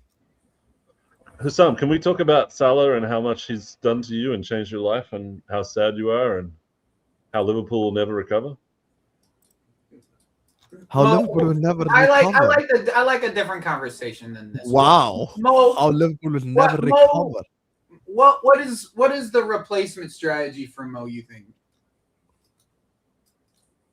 Jared Bowen. The other one they won was held in the US. That was the one where Messi cried in the final. He actually cried in the final twice to Chile. Yeah, but that was one where he missed a penalty, innit? Yeah. Yeah, I know the one that. There was 2015 Neymar. He got sent off, I'm pretty sure, against Chile. He got a red card. I'm sure he did. 15 or 16? It was 2015, I'm pretty sure. But it might have been 2016. I'm sure it was 2015. Because Chile won it twice, no? So, yeah. But on Neymar, for me, other than a few of in the World Cup, I don't think he ever got knocked out because of his performances. I want to go back to Liverpool. I want to go back to the conversation of like Salah and like, Salah's gone. We kind of had a feeling he was either going to be gone via Saudi or, in this case, right, he retires, right? So like what do you expect the plan to be post Salah? Like that's the thing that makes me most interested. Like, what are we doing? The plan has to be to get a certain player of a certain level, a high level. That's me. Elise. But Elise, he just got there, Habibi. You really think Elise is going to... He's been there 2 years, bro. Elise didn't grow up in the streets of London dreaming of playing for Bayern. What are we doing here? There's a reason why ever since he got to Bayern, there's been news of him. He's competing for, what's it called? He's competing for Champions League there. If I go based on what... Elise is not going Liverpool. If I go based... Okay, Elise, everybody but would line Elise. He's the second best winger in the world, first best winger in the world. Whoever wants it, you can say whoever you want. But outside of Elise, yalla. And this, because I don't really think Elise is attainable. That's the only thing. Tell me who you think is going to be the next person. Do you think Elise, like... I think he is attainable. Is Elise as good as people say he is? Like, as in, like... Yes, because he did it at Crystal Palace, like... No, exactly. But the thing is, Elise... You know what this Elise... Hold on. You know this Elise thing comes How much would you pay for him? No matter what. 100 M's? No matter what. More than Vert's money, basically. Yeah, 100 yeah, but then you've also got to pay the 500k a week he's getting offered at Bayern because they're offering him a new deal, 500k a week. On the LG. Now, would you swap Verts for him? Oh yeah. Yeah, I would, of course. 1,000% you would. You'd be and crazy. Put money on top. You're gonna put Verts for a pack of chips. Verts and 50 million. 10 packets. 50 million. And then so Verts is only worth 50 million. Now he's only worth 50 million. Nice. What about Kvaratskhelia? No, I wouldn't go that far because of his age. Kvaratskhelia is better than thinking, but Kvaratskhelia. To be fair, Doué's a shout. Doué or Barcola, I could see going Liverpool. Oh man, it's tough, because whoever I can't see Elise going Liverpool. Liverpool really should have, like, Semenyo would have been quite a good kind of stylistic type of replacement, not one for one, but just. I disagree, and we see it. Wayne would have been the ideal one. I'm looking at okay, so with Salah, you basically got. So you're guaranteeing probably 25 GA in the Premier League. So who can you buy that gives you 25 GA in the Premier League guaranteed and is fit all the time? The reason why I say Olise is his characteristics, not his GA. Because you have to move the goal-scoring mantle onto your strikers, onto Ekitike, onto Isak. These are the ones that are going to have to score the goals for you. So you're going to need the winger that's creative. Because that's another reason why I need another winger down the other side who's also creative and can dribble and do these things, because I don't think you can replace a player's goals. I don't think you can replace a player's, like, those are two different things. It's like Hassam, you replaced Trent with Verts. Yeah, I mean, Verts has underperformed. I've never denied that, but yeah, I think the team wasn't ready for the introduction of a number 10 in the team anyway, and it's kind of like messed up a little bit. Do you feel like the for me, look, at the end of the day, you're never going to get someone who gets you 47 GA down the right-hand side. You're just not going to do that. The reason why it's like once in a lifetime almost. So this is why you need to get... I think that having that wide, high goal-scoring attacker is just so hard to do these days. That even like Saka can't maintain it, and he hasn't got the excuses that Salah has of like being near the end of his career. It's just you can't rely on your right winger being your main. Washed up Mo is putting up better GA than Saka and Palmer. Yeah, that's why people you can laugh at him being washed up this season, but at the end of the day, he ain't an easy player to replace. Like, let's be honest. So he's not. He's the reason why he's an all-timer, as people say. Yeah. You need someone to build the team around Cody Gakpo. The best ever goal scorer in the Premier League. You know, Martin, I should have been harsher I was on you. gonna say, Martin, you're taking a piss, aren't you? Huh? Yeah. What did he say? I didn't even hear Been what he said. harsher on you. I'm the only one in the Arsenal section that didn't say talk BS to you, and look at you stabbing me in the back. The reason why Slot got rid of Salah is so that Gakpo could shine. His son. Yeah, I'm sure. These Dutch managers all have a Dutch son. They all Ten Hag had it. They all have a Dutch son. They always. What's What Ten happened Hag's to Dutch Van son? de Beek? That guy. Ten Hag's Dutch son. Who was his Dutch son? Anthony for a bit, but he weren't Dutch. But Weghorst was one. He loves signing Dutch players. Delit. Who was his Dutch son? That's a bit sad. No, Delit was only there for like 10 games. Who was his Dutch son? I'd say Weghorst in his first season. Because he got rid of Ronaldo for Weghorst. You know what I'm saying? Like, he got rid of Ronaldo for Weghorst. You replaced the best goal scorer ever with Weghorst, who got 1 goal. Yeah, I'll probably say. Van de Beek was the other good That whole Dutch Ten guy. Hag era was. No, but he never used him. He never used Van der Beek. Yeah. Oh, he brought Lissandro from Ajax, right? Yeah. If you're going off players, because he kept going to the Dutch league. That's what he kept. That's what Ten Hag loved to do. He go to the Dutch league. He got Anthony, and he didn't drop Anthony until Anthony's second season, like 3 or 4 months in, when Anthony was clearly not good enough. He kept going back. The biggest unknown for me at Liverpool is what type of team are you going to build now? Like, we know what you were under Klopp, and with Salah and everything, it was very obvious that you were gegenpress. What's it called? Heavy metal football. But what's the plan now? Are you guys going to become the total football? He doesn't know. He doesn't even know who his manager is going to be next year. There are so many questions to answer about Liverpool. I think it's even bigger than Mo leaving. Like, it's Richard Hughes leaving, and Slot leaving, and Edwards leaving, and who are we gonna sign in the summer? And it's like a million different questions. So it's not just one thing. The funny part is now that Mo's leaving, everyone's done pretending like he's just an average guy who gets goals. Like, everyone, I'm looking online and everyone's doing Mo prop like, oh, this guy used to terrorize us. So it took for him to announce that he's going to leave for you to finally say something nice about him. That's how everyone's like that with players. Bro, I'm seeing like Man United fans, Spurs fans, Chelsea, City. Real Madrid fans. I saw a Newcastle fan tweeting, going like, oh, finally we have a chance against Liverpool. I'm like, it took for him to announce he's gonna leave for you to say this. Where has this been, bro? No, I hear. I imagine people said that about, like, Messi. Probably got that with Real Madrid fans until Messi left. That's when they started praising him. Yeah, so at the time when he was up against them, they hated him. So it's like, probably get that. Yes, Jay. Yeah. Yeah, big up, brother. Big up. Pachinko parlor. Thank God you didn't play something wrong there. Big up to Mavic Warrior, says, big respect for Sam and your success. Followed you for many years since 15K. Thank you. When are you coming to England next? Inshallah. Inshallah, next season is the plan. You get me? Next season, watch a Liverpool game at Anfield, inshallah. You know, run a couple IRL podcasts or something. I don't know. That's in the making right now, inshallah. Big up to Tandizo, says CR7 hit the highest peak in the Premier League, just left early. Yeah, but that's the thing. Like, you see, when you're having all-timer conversations, I feel like it's different. Has to be part of the conversation. Yeah, like you have to bring it in. Why does everyone rate Gerrard, Lampard, KDB, Mo, Henry, blah blah blah? Because they did it for like 7-8 years. Ronaldo was elite at Man United for 3 seasons. Elite, and I mean elite. But he was elite for 3 seasons. Hold on. Do you count the team of the season, right, as like a metric? No, he was in the team of the season when he was 37. No, I'm talking about his.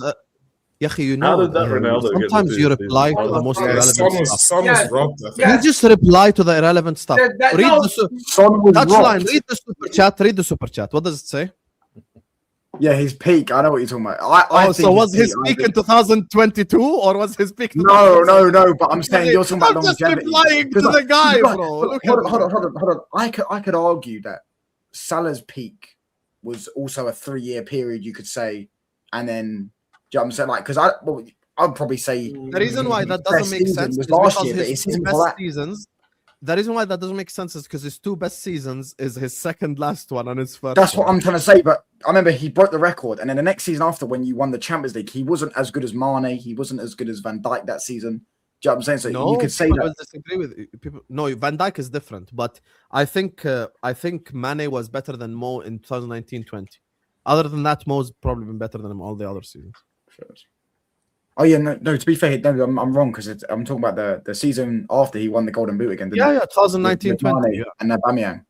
Yeah, 2019-20. Yeah, that was Mane, Vardy, was it? And Aubameyang? No, it was 18-19. It was Mane. It was Mane, Aubameyang. Yeah, and then 21-22 it was Salah and Son. I feel like it's finally a new era of Premier Leagues, though, of the Premier League now, though. Like, now the Premier League is Holland. Diamond era. Somebody else has to take that reign. Saka, So boring now, isn't it? these men have to take the You know what's the funny part, Joey? Arsenal fans been tweeting that Saka's ready to take over for the last 7 years. They ain't took over.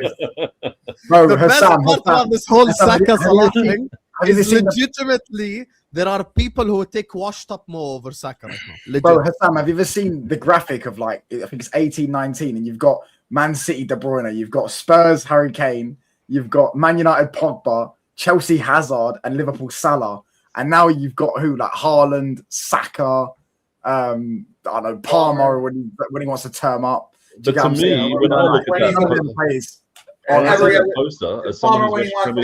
Speaking of Palmer, I do want to talk about Chelsea now. So big up to Decode who says Benzema's rep is ruined by CR7 stands that scapegoat him to prop CR7 but ignore Benzema's actual role. For some of you have not watched, stop being clueless. You know, Decode, let me tell you something. Touchline, relax, because you are 3 years old at the time. Here's the thing, Decode. You know that you can't come to me with this stuff. Real Madrid fans were raising the white flag at Karim Benzema. You ain't gonna rewrite someone's career that I've watched in front of my own face. Real Madrid fans were upset that Higuain was sold instead of Karim Benzema. And there are literal articles that can prove that. So you're not gonna come up here and change the history. Real Madrid's Karim Benzema became Karim Benzema, oh my God, after Ronaldo left. You ain't gonna sit up here and change the narrative. Maybe it was the last season of Ronaldo there, he was good as well. But before that, Karim Benzema was literally a meme and was mocked. That's why I rate Lewandowski above him. Same reason. Sorry, say that last bit again. It was the last season when Ronaldo left. Yeah, the last. No. That was his worst season. That's why he got 5 goals. Yeah, that's when he got 5 goals. Yeah, that's what I'm saying. So after Ronaldo left. Yeah, after Ronaldo left is when like everyone's like, oh, Benzema, oh look, he can. That Champions League campaign where he like scored against City and scored against Chelsea and blah blah blah is the Champions League campaign that people like prop him highly. But don't he's got nearly 100 goals in the Champions League. Oh yeah, because in 2010 till 2017 there was apparently stan culture. What's stan culture? I watched Madrid. Benzema was ass, bro. What are you talking about? Benzema was a literal meme. Like, you're the one changing history, not me. Don't act like Benzema's this elite striker, bro. Benzema's not this elite, like, unbelievable level striker. Benzema's a career after Ronaldo left Madrid is like, whoa, this guy's elite. But before that, it wasn't that at all, by the way. So you're saying he got. And by the way, his time at Real Madrid, if I'm looking at it in a prism, you could legit name like 5 or 6 more important Madrid players in the team than him. More important to Real Madrid? Yeah, you can. Modric, Ronaldo, Bale. You want to talk about clutch goals, mister? I like clutch goals. Who scored the goal in the Copa del Rey final? Who scored the goal in the Copa del Rey final when they won 2-1 against Barcelona? Bale and Ronaldo. I'm sure Benzema scored in the Copa del to be fair. Yeah, probably has scored in the Copa del Rey final. He's definitely scored in the final. He scored a final against you, lot, remember? Same way Bale did. You know, so Benzema has also scored in finals. You're comparing that Gareth Bale goal to Benzema basically being handed. Look at his smile, yeah? Karius handed Benzema the ball. Stop it. Stop it right now. Stop it. Don't even dare. He stuck his leg out. Listen, when people say this, though, like, you know, Benzema is Real Madrid's second top goal scorer that goal. Allow it. But like Benzema is their second top goal scorer ever. He scored nearly 100 goals in the Champions League. He didn't just do this in 3 years. He did it over the course of his entire career. He's also their top ever assister. So he's not only their second top goal scorer, he's also won the most trophies of Real Madrid. This is the same thing with gigs. When you stay at a football club for like 30 years, you're gonna break some records. But the only thing he joined when Ronaldo joined. Yeah, but the thing is like I think you're both right, but I think the for me anyway, the factor that tilts it is the season he went nuclear, they won the Champions League. and Yeah. he won because that season was an all-timer season. He was amazing that season, and you can make the arguments about everything, but his peak, that was his peak. His peak was Ballon d'Or. No one can chat to if we say his peak was he was a Ballon d'Or winner. You can chat to him. You can't really chat to him. That was his peak. His peak was Ballon d'Or. Jay, even when people sit there and do this whole, he had one bad season in my opinion, which was 17-18, 5 league goals. Right, every other. Bro, the guy is Real Madrid's second top goal scorer above Di Stefano. He's their top assister above every player that you could ever name that has been at their club. He's got their most trophies at their club. These are 3 important factors of judging. But listen, look at it like you this. bring up this trophy stuff, bro. Bro, Costa Curta won 5 Champions League. I've never heard you say Costa Curta, bro. Who the fuck is that guy? Bro, Benzema was important to 1 Champions League win. That's it. No, that's a lie. No, that's a lie. That's a lie. He's not even top 5 most important Madrid players in his tenure, bro.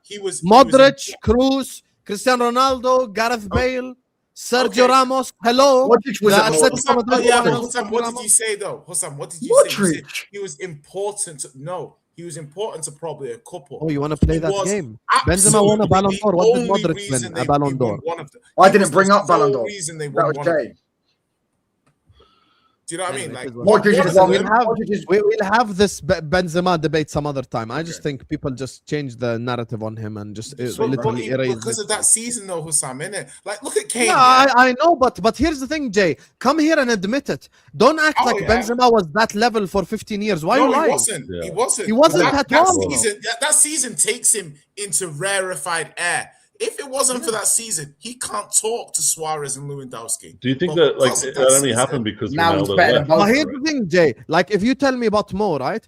The year where we won the league title with Slot, that season when he gets 47 GA and basically like drags Liverpool to a league title, or almost drags the forward line by himself, of course it rates him higher. 100%. That's like last season's league title is the reason why a lot of people were like, okay, Mo, respect. I understand that.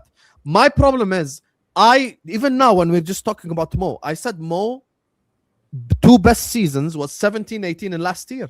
Yeah. But I'm not claiming everything in the middle is 17-18 and last year because that's a lie. That's the same thing with Benzema. If you come here and you tell me, listen, after Ronaldo left, he shined, he was incredible, he was the best striker in the world, be like, no problem. But don't act like the 10 years before that were the same thing. They weren't. Honestly, up until he did that season, I was vocally saying Kane was better than him. Vocally. I was like, nope, Kane's better than Benzema. People were trying to be like, but Benzema. Yeah, exactly. Like, nope, Kane's better. When he did that season, I had to just rest it. And I'm like, unless Kane wins the Champions League with Bayern, he can't go down as a better striker than Benzema. Yeah. I'm gonna just even if I think he might be, you just uttered the words that Karim Benzema is not better than Harry Kane, and we're gonna. Do you guys know, bro? Like the thing is, I lived it, like I watched it, bro. Ronaldo was asking Madrid fans to not boo Benzema. Are you mad?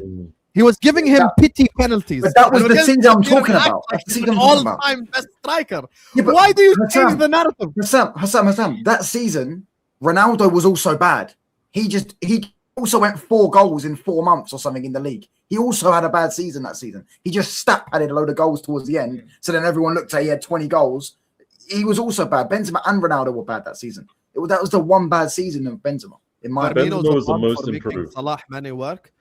Who said that Benzema's a bum? Who said that? I just said don't rewrite his career.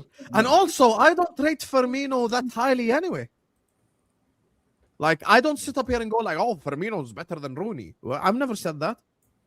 Like, I don't make up, bro. Like, I'm keeping the same energy for the same player as well. Like, if anyone came here and went like, oh, Firmino's more important to Liverpool winning than Mo or Mane or Virgil or Alisson or Trent or Robertson, you're lying. No, he wasn't. No, he was not. Like, you get me. Let's just not play that game, bro. That's but what if one season Firmino just scored 30 in the league and you'd be like, what? Yeah, but here's the thing. This is why Benzema, as a false nine, is above Firmino. I will never deny that. However, my issue with the Benzema conversation, just before we move on to Chelsea, because we have to speak about that club right there. We ain't going to let them get away with it. My problem with the Benzema conversation is, I've explained it to you, Jay. People act like Benzema was always that level. So why are you lying? We watched it. We watched that whole era of La Liga, bro. He wasn't that level. Like me personally, you ask me the 5 best strikers I've seen. R9, 1. Henry, 2. 3, Samuel Eto'o. 4, I would probably say, no, actually, 3 is Luis Suarez, 4 is Eto'o, and 5 is Lewandowski. That's my top 5. Crazy. That's it. Anyway, big up to all of you guys. Listen, we're going to move on to Chelsea. Speaking of crazy, they're really crazy, by the way, Chelsea, the way that they're performing. I was watching Joey at on Kerfy Lewis's watch along. He was like, nah, sack him, bro.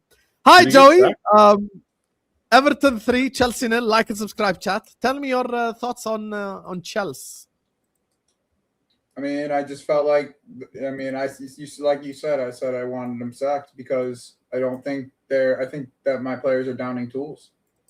That's how it feels when I watch that game. I've watched players down tools before from when they're wearing my colors. That's what it looked like. Players weren't trying. Sad to actually say that, but that's the reality. The players were not trying. And we're just going to keep this guy. And we're going to keep this guy. And things are going to get worse. And I haven't been pleased with the sporting direction of this football club for quite a while. Most people know that about me. But I also think that we're like, with a few minor tweaks to the way that the sporting direction is at this current moment, I do think that we could turn this around. But whatever happens from this point forward. There's going to be protests and all that other good jazz. I mean, hopefully people in the UK know how to protest. They haven't shown me that they have been able to protest before, but hopefully they know what they're doing, and hopefully we can get something comes out of it.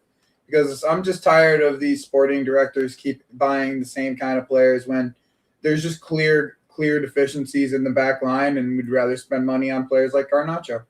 So it is what it is, bro. Like that's just how I feel. I'm not happy with any of this. I'm not happy with any of football. I'm not happy watching any football. Period. There's not much football that I actually enjoy right now. But it is what it is, man. That's how I feel about the direction that this club's going at right now. Other than that, I don't got much else to say. What just if you remove generalities for a second and just talk about the Everton game, what do you make of the Everton game? Like I said, I feel like my team down tools. That's just the true reality about how I felt about it. He wants to play a certain style of my coach wants to do a certain style of play where we man mark across the back line. But there's not enough they're not physically capable of man marking. Like the center backs are just not physically capable of man marking. The only one that's actually looked good at it is Hato. Everyone else has looked terrible. And literally, we're just going to continue to have the same problems where a ball can go right down the middle through the middle of our team because we're man marking and everyone's just going wide, and it just creates this gap through the middle of the pitch where people are capable of either running or just hitting a through ball into the middle of the pitch. So this is going to be a similar problem that's going to happen for the next, I don't know, till this manager decides to either make a change or he gets fired. You guys have a big protest coming up, right? Yeah, against Manchester United, the game against Manchester United, there's a protest. I think it's right after the international break. City, you mean? No, it's not. It's the game after that. Oh, okay. Strasbourg Ultras are flying in. Yeah, that's true, isn't it? Whatever the fuck that means. Don't mess with those guys. I don't know. This whole thing is I don't know what the fuck Strasbourg's bitching about. They were a fucking nobody club until this ownership group took them into Europe. They want to be a nobody club. They don't want to be messed with. I guess let them be a nobody club then, bro. I don't know. I just that shit boggles my mind. You're actually a football club that people know about now, and you're in Europe. You're going to be consistently in Europe with the level of talent that you're getting. So I don't know why they're what they're actually upset about. It's just it's weird to me.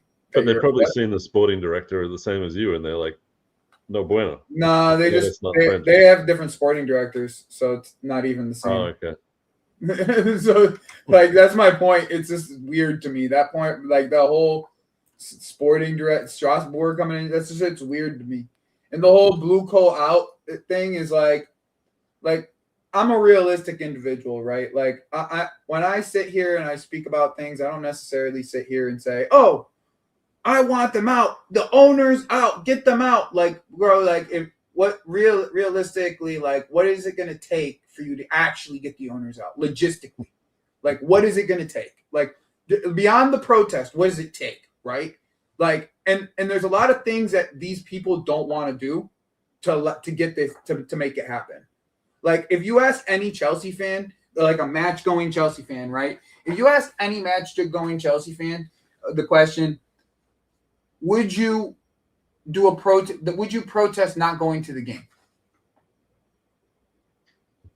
I ask you that, which is a normal protest. Empty seats is the best way to protest against a sports team. I Any agree. sports team, it's the best way to protest. Ask any Chelsea fan, would you leave your seat empty?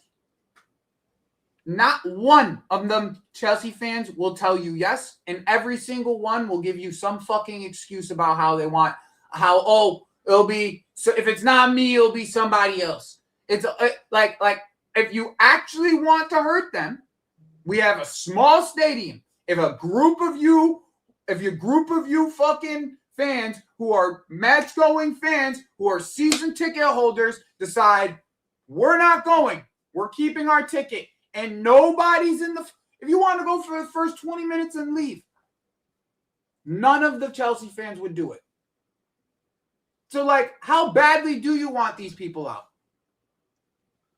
I think you need to embrace the Strasbourg How badly Ultras do at this you point. want these people out? Because if I'm sitting here, I'm in America. I've done protests for Palestine. I've done plenty of protests across plenty of protests out here. Okay, I've done plenty of protests. When things want to happen, you show up and you make them happen. There's ways to show up and make them happen, and this fan base don't want to do it. After the Manchester United game, after the Manchester United protest, you know what they're going to do? They're going to go into the stadium and watch that game. They're going to put money in that ownership's pocket right after they protest them. Because you think they're going to not buy beer when they're walking in when they walk in there?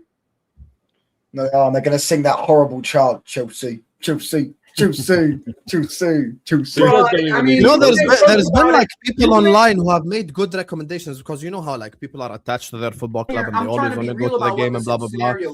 One guy said, why don't you just leave the stadium empty for 15 minutes and then walk in and go to your seat and etc. Like even that sends a message. When they kick off and the half of the part of the stadium's fucking empty and on TV, yeah, that sends a message. But your owners are so chronically online, you don't even need to protest. Like, weren't they like joining in Twitter spaces and stuff like that? Surely there's a way to like. Here's the problem, get that bro. message to Here's the them. problem. We have like you think that we have like an ownership group. It's like one owner, right? Like you think it's like, oh, Bowley or Bowley did this, Big or Bowley. Bowley was, yeah, he probably was in there because he's trying to understand the situation. Because he's left in the fucking dark. He's like a 25% owner. He's not even like a stake, a managing owner, a decision-making owner. He's not. He's just a face that you guys saw and then you have a name for. That's it. That's the only thing Bowley is. That's literally all he is. Like Igbali, he's a financial investor. You think he's thinking about the day-to-day for Chelsea? No, he has fucking a firm to run. They hired two guys to run the football club. Two guys, one from Monaco, one from Brighton. Neither of them were sporting directors before this. Their direction is wrong. They need an adjustment. They need an adjustment. They need to make an adjustment. Plain and simple. If not, in any faction of life, your job should be on the line. Plain and simple. In any faction of life. And that's it. That's the way I see it. Yeah, it's a tough situation where the fans will not, like, you want stuff to be done, but it's hard to not be at each other's throats if people don't want it done the same way as you, or like, you know, if you've got their own solution. So that's hard for a fan base to go through to get action. It's like, what are you going to do though? Because like, if you're not willing to take the full step to actually make them make them look like they're actually hurt them in some other way other than just showing up outside the stadium. Because 70% of the people that are going to be at that protest are going to walk into that stadium afterwards. Mm-hmm. That's a problem if you're protesting. That's a problem. It's not feasible. It's like you're protesting. Like I brought this on my channel earlier. I brought this subject earlier this year. Starbucks employees were on strike against the Starbucks. Okay, because they were being overworked.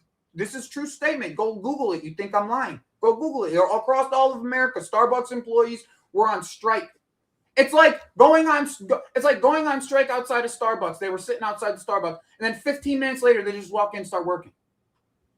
But they'll always get through a seat, though. What's the purpose of you striking? What's the purpose of your protest then? No, you're right. I do hear what you're saying, and that whole the term of if not me, then someone else will take it. I genuinely believe that only works for Man United in the Premier League. I don't believe that works for Chelsea. I don't believe they've got a big enough fan base. Yeah, you could say Arsenal and maybe Liverpool as well, but I don't believe Chelsea have a big enough fan base in England for that to be true, in my personal opinion. That especially as well when I feel like if Chelsea start a movement that they're going to boycott the games, a lot of people will follow that. Even people that don't go to games, they'll follow suit. But isn't that what they want at the end of the day? I feel like they want to get rid of the engaged football fan that cares and knows too much, and they want to replace them with a tourist who has twice as much money to spend at the shop. The problem at Chelsea is the following. The problem at Chelsea as well, and this is what I pointed out. Me and Joey disagreed during the Poch era, but guess what? I was right in the end. It's not just the manager.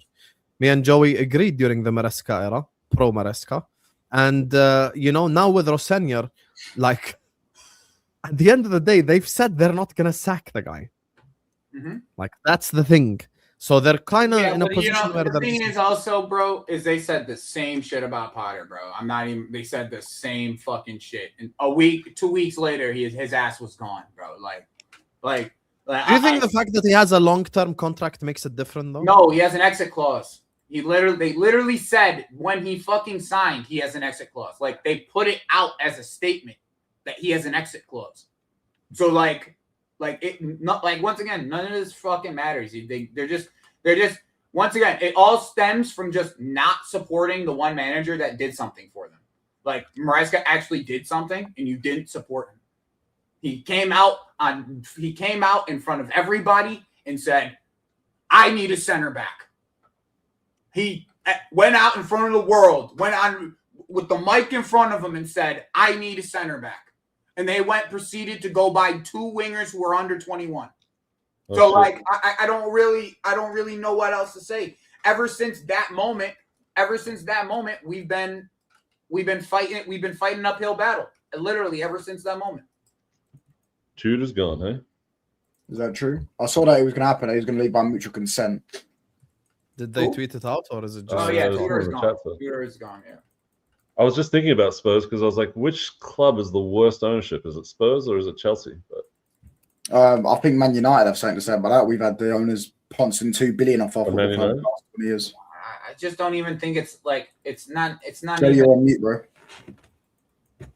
I don't even necessarily think it's all ownership. Sorry, I was just asking who said he's gone. I'm trying to see it.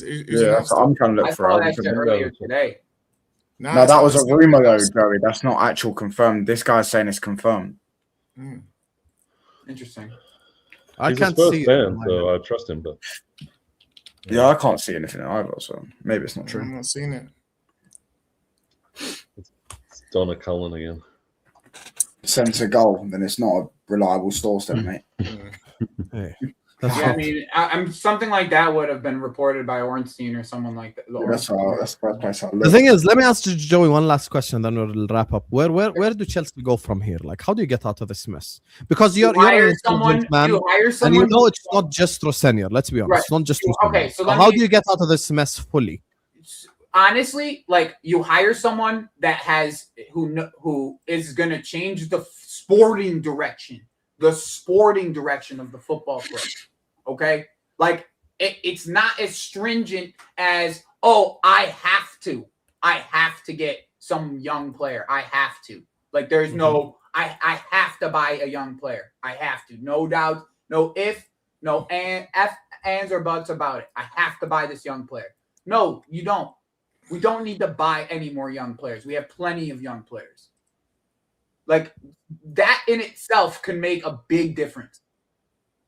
You talked about overthinking before, right? Chelsea have the blueprint for a successful Premier League team. All they have to do is look in the history books and go, yep. Oh, that's what you do. You buy really good at players that are in their peak at like top dollar, and then bam, good team, you win. I don't know. It's crazy that they try and reinvent that wheel. Unfortunately, they've been trying to reinvent the wheel over and over and over and over again, bro, with these young players, bro. Just stop fucking buying young players, bro. Take away the stop credit buying card. young players, bro. Like, just before we wrap up, can I ask everyone a question on the panel? Are Spurs getting relegated, and why are they? See ya. Wait. What are you guys doing at the ground? Are you guys doing like a? Hey, it's been a pleasure doing some shows with you, pal. But I guess we'll see each other in like 2029 or something, or 2030. I told you the championship. Premier just kicked me out mid-sentence. You know what I said? I said I don't want Spurs to get relegated, and then they kicked me out. Yeah, that's. I swear to God, like, is it a sign? Is it a sign? I'm sorry, I want them relegated. Don't kick me out again. But I don't want Spurs to get relegated. Like, I feel bad. No, but I said, are they going to get relegated? Because I think. Yeah, I don't want them to get relegated either. That's a 6 point. That's 6 points for us, man. That's what I'm saying. Season, just one season. That's 6 points a season for us, bro. Like, what are we talking about? The funny part is Joey's doing to Jay. I can't lie. I need him to get relegated. I've been saying, by the way. I don't want you to get relegated. Here's a low blow. I beat you all the time. I swear down. I think they drew to Liverpool last week, and I was with Roms, and I was saying, like, he was like, "Oh, I think they're going to stay up now." I said, "No, they're going to lose to Forest on the weekend." Back down to reality, and they got battered by Forest. You guys were all out in the streets, like cheering the bus. They were parading. We were hate watching. Get it twisted. Romero was doing Romero done a speech on Twitter, bro. They posted a video on it, like, and stuff like that, bro. Like, they're trying to galvanize everyone. And they got banged 3-0 in their own backyard.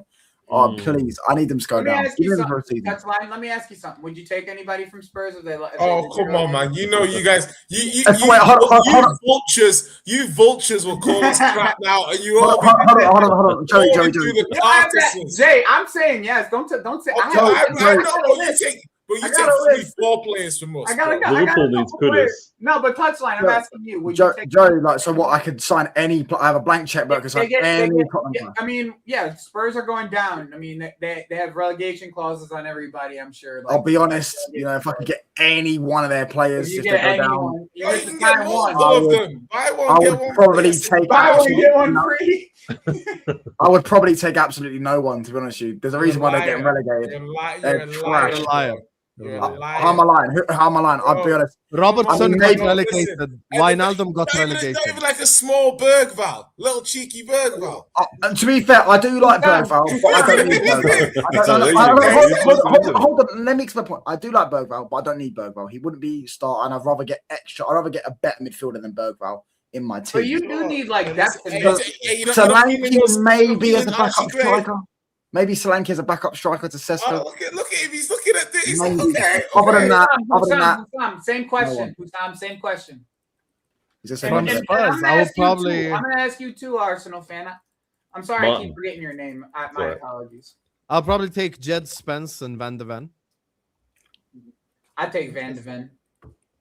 I know you take Porro as well. You take Porro, little cheeky. B-Tech Trent, you'd love a bit of that. Throw in Porro as a package deal. I'd probably take Kudus and Kulusevski or something like that. Kulusevski, yeah. Hopefully he can come back healthy. Well, if he's still able to walk, sure. Yes, but he's ever going to be able to play football again. Yeah. I'm not saying I'm paying money for him, but I'd take him. Like if it was in a free situation. But Kudus would be good. Who else? I got Madison. I would take Kudus and Van de Ven. Those would be my two. Sa might be something for United, maybe. I wouldn't even honestly, if I couldn't get Van de Ven, I would take Romero. I'm not even joking. I kind of want a Paulinho, but now he's played for I think Spurs. they're both bang overrated. Who Better than what I got, son. Yeah, I hear that. To be fair, actually, now thinking about it, they're not better than what I got. I don't think no. Yeah, I don't think so either. I think you guys have a good young pair. Simmons. No one said Xavi Simmons. Maybe they can get Liverpool. He's now you're rage I don't think he sees the Prem. Yeah, I think he leaves the Prem. You're just rage baiting. Roman loves football and Chelsea. We grew up there. Hey, Joey was so like passionate when he started speaking about Chelsea. I could tell. You know, I know with Joey when he actually has had enough, his voice like goes louder volume and then suddenly. I added it. Yeah, that's the Arab genes. His voice goes really loud and then it sinks slow again when he's like thinking about like how because like we mix angry and sad at the same time. So when you're in the angry part, you're shouting, and then you go like, "Yeah, but like I actually this football club. Why don't they just leave the stadium empty?" You know. So you have the wavelength with Joey, but yeah, I like the way think that Chelsea, like so many fans of other teams are all out. Like I can't watch football anymore, or football is dead to me. It's like, have I got this? If you put the 400, no, but it's not even just the Prem for me. I used to watch a lot of football though, Martin. I used to watch a lot of football. And like I used to watch like all different kinds of leagues and like. Bro, wallahi, I used to watch Emirati League, bro. I used to watch there's only 3 teams in Europe that I like truly enjoy watching. Like actually enjoy watching. From my perspective, it's been like 22 years, right? And now all of a sudden, everyone's sick of football. Football's terrible just because Arsenal's going to win. There's World War III happening. Everything's happening right now. No, but I've been quite bored of football the last couple of years, honestly, before the Arsenal thing. You should have watched it in the 90s. There was a lot more boring football. No, I thought the 10s were unbelievable, man. 10s were. I disagree. The 90s were interesting as hell for me. It was interesting, but like these days, what people would call boring was a lot of like very. I just thought there was more individual brilliance. That's all. That's what I'm saying. Yeah, I feel like we lack that in the game. When you mentioned that poster with like KDB and Kane and stuff, that's how I think about those guys when I was looking back at it, like Cantona's and Ronaldo's and Henry's and stuff like that. I don't even rate that era, to be honest, like that. Like I like the Aiden Hazard era, like in like like after Aiden left, in my opinion, it was like okay, even like all the players that I thought were good are starting to get a lot older. Like they're just like not at the level that they were when they first started hitting. Like, do you want to know what's interesting about your point here? I had to, even as a Spurs fan, yeah, I'll be honest, I'll let you in on a little secret. I've always, like, the ability to be a killer of a player.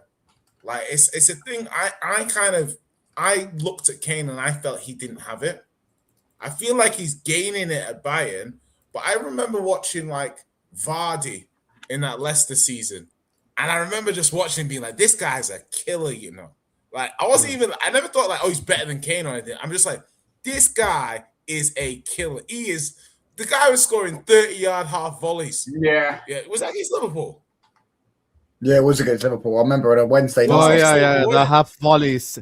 Simon Mignolet. A 30-yard half volley outside the bro. The guy was doing nonsense. And I was just watching these players. And drinking Red Bull afterwards. Bro, and I'm just trying to say, bro, he was non-league. He was non-league 3 years later, Premier League champion. He's just like a gangster ass story, bro. Like there's no story like Jamie Vardy, bro. That's like me going from YouTuber to Liverpool manager and then winning the league. Exactly. That'll be the yeah, like a football manager or something. Doing a football manager series and then get the job.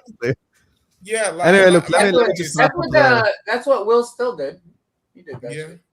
Yeah, just watching that era, the 2010s, was probably Touchline would be the worst manager of all. 2010s was so the best manager of all time. 2010s is probably arguably the best Premier League era, I think, arguably, because you had Pep's team in it, but you still had like your Spurs still did a little thing. You had Leicester. You still had Hazard. I disagree. I think 2000s for me. Yeah. I think it. Yeah, 2000s. Arsenal. Proper Barclays. I just think this was the 2010s. Yeah, that's when the Premier League was the best league in the world. That's it. That's when we were the best league. That's when it started. I could see that. For me, I said this before. I think 2010s is the best group of footballers of all time. I don't think you'll ever. And I feel like my generation as well. We now look at that and go, look. But I'm like, 10 years ago, that was a like. I don't know if football will ever reach that peak again, because it was, for me, it's the highest peak of just a group of footballers. You have the best players ever, two of the best players ever going at it with each other. Then you got Neymar, you got the best midfielders ever, Iniesta, Xavi, Busquets. You got so many best strikers ever in Benzema, Lewandowski, Suarez, Drogba, all these players. You're convincing me. You're talking about world. I was not really convinced to start off with, but you're convincing me. That's what I'm saying. You got like literally, I think the best group of players ever, and also then you got the best managers ever, because you got Fergie and you got Pep, Jose, Ancelotti, Zidane. But 2000. But I'm not. I'm talking before 2010. I'm like pre-2010, like early 2000 to 2010. Yeah, but early 2000. If you look back, at that football compared to now, even though the 2000, the reason 2010s I think was so good is because it was the mesh of two worlds. You had like legends finishing, you had like stats and data starting to come into it, but it hadn't have come so much into it that it was overwhelming. You still had a lot of individual freedom. Didn't it feel very plastic though, with City becoming the dominant team? Like it was kind of, the whole thing felt. That was the end. To be honest, yes. To be honest, yeah. You know, I'll be honest with you. That's why I'm saying about 2010. I didn't. If this season was an Arsenal-Chelsea title race, I would have enjoyed it more. Arsenal, like it's just the fact that it's City. I know you're about to say there, pal. About to say Arsenal, Man United. It's no. Even Because then, no, I would agree. Even if it people was need to Arsenal, Man understand. United. City with Pep Guardiola is just so boring. You're so boring. You're so. I can't big. wait till it's over, bro. I actually can't wait Same. till Pep's like, yeah, I'm not doing this anymore. I'm not gonna even do football anymore. I don't want to even do football. Yeah, Like, it'll be I'm great. so for us. good- Anyway, I'm so listen, let ready me for just that wrap up moment, the stream here. Big up to all of you. Appreciate you all. All the links are in the description. You get me. Web Sports is where you can find Joey. Touchline Facts is where you can find Touchline. The links to Dio, Flawless, Vater, and Lewis's channels are also in the description. Thank you guys so much for joining us on yet another stream. I appreciate you all. I'm gonna drop a more pre-record as well tomorrow, so watch out for that, inshallah. And we have Ahwa tomorrow at 9 p.m. UK time. Love you all. Like, share, comment, subscribe. I'm gonna take you over to the Ram stand, who is live right now talking about the whole Salah situation. Go over there and tell him Hussam Raid. Love you all and peace Big up out. Vader's empty chair. What's love?